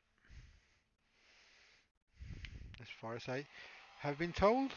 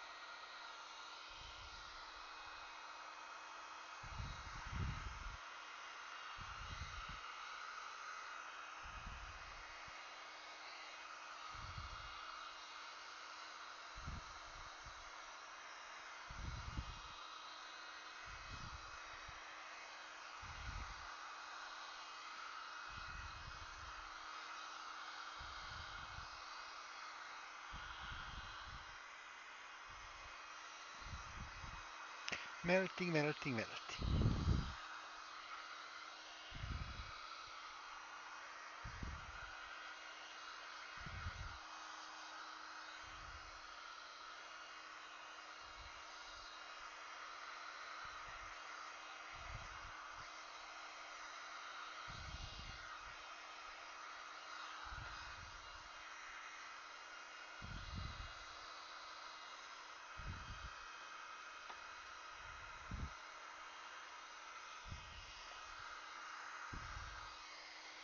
Let's melt this down and pour it over to the mug again.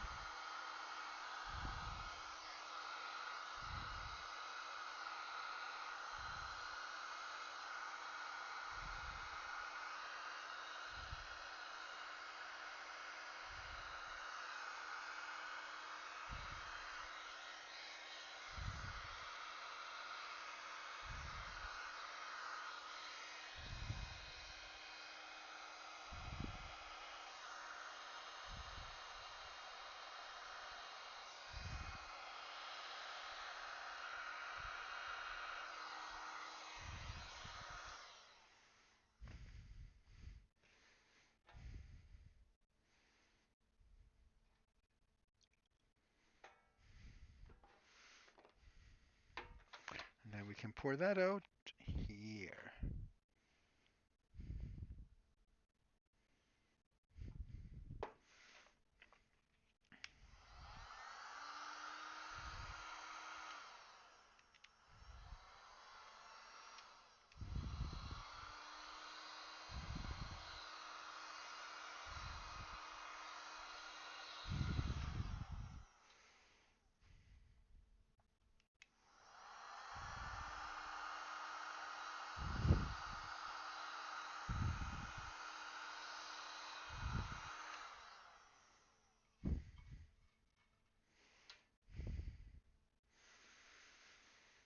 Almost 6 o'clock. I think I'm gonna have to stop at 6 o'clock today because I have so much to prepare for tomorrow. We're not going LARPing for the day.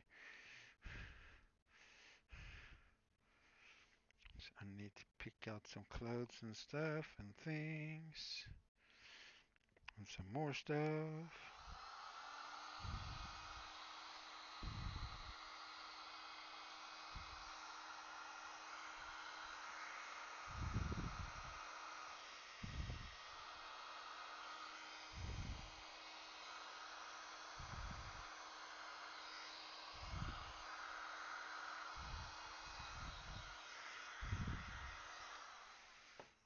Actually use a piece of wax and just smoosh around the half melted pieces of wax with, instead of using a piece of leather that's just going to absorb some of the wax.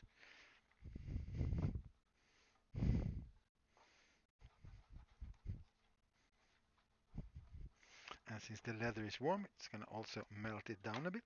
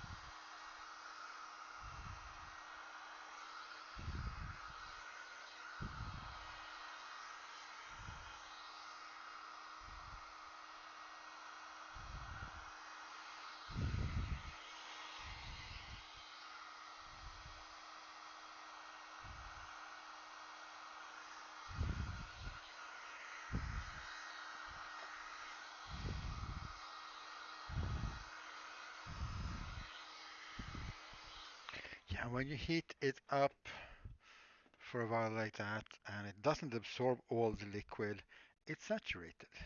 And then you can keep going for a while just to make sure. Because we want it to be completely saturated so it's watertight.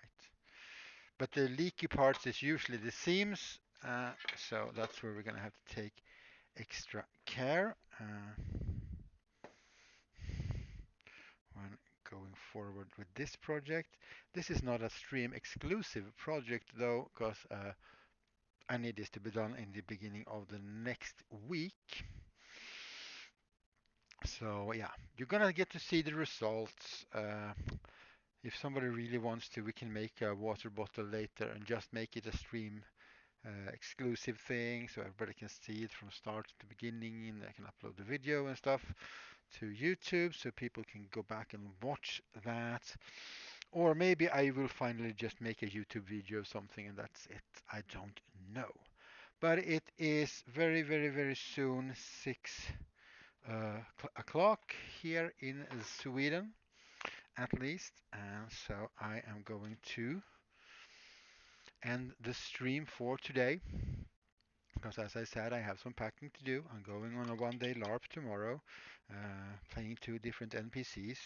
It's a LARP for children that we are arranging in the local gaming club.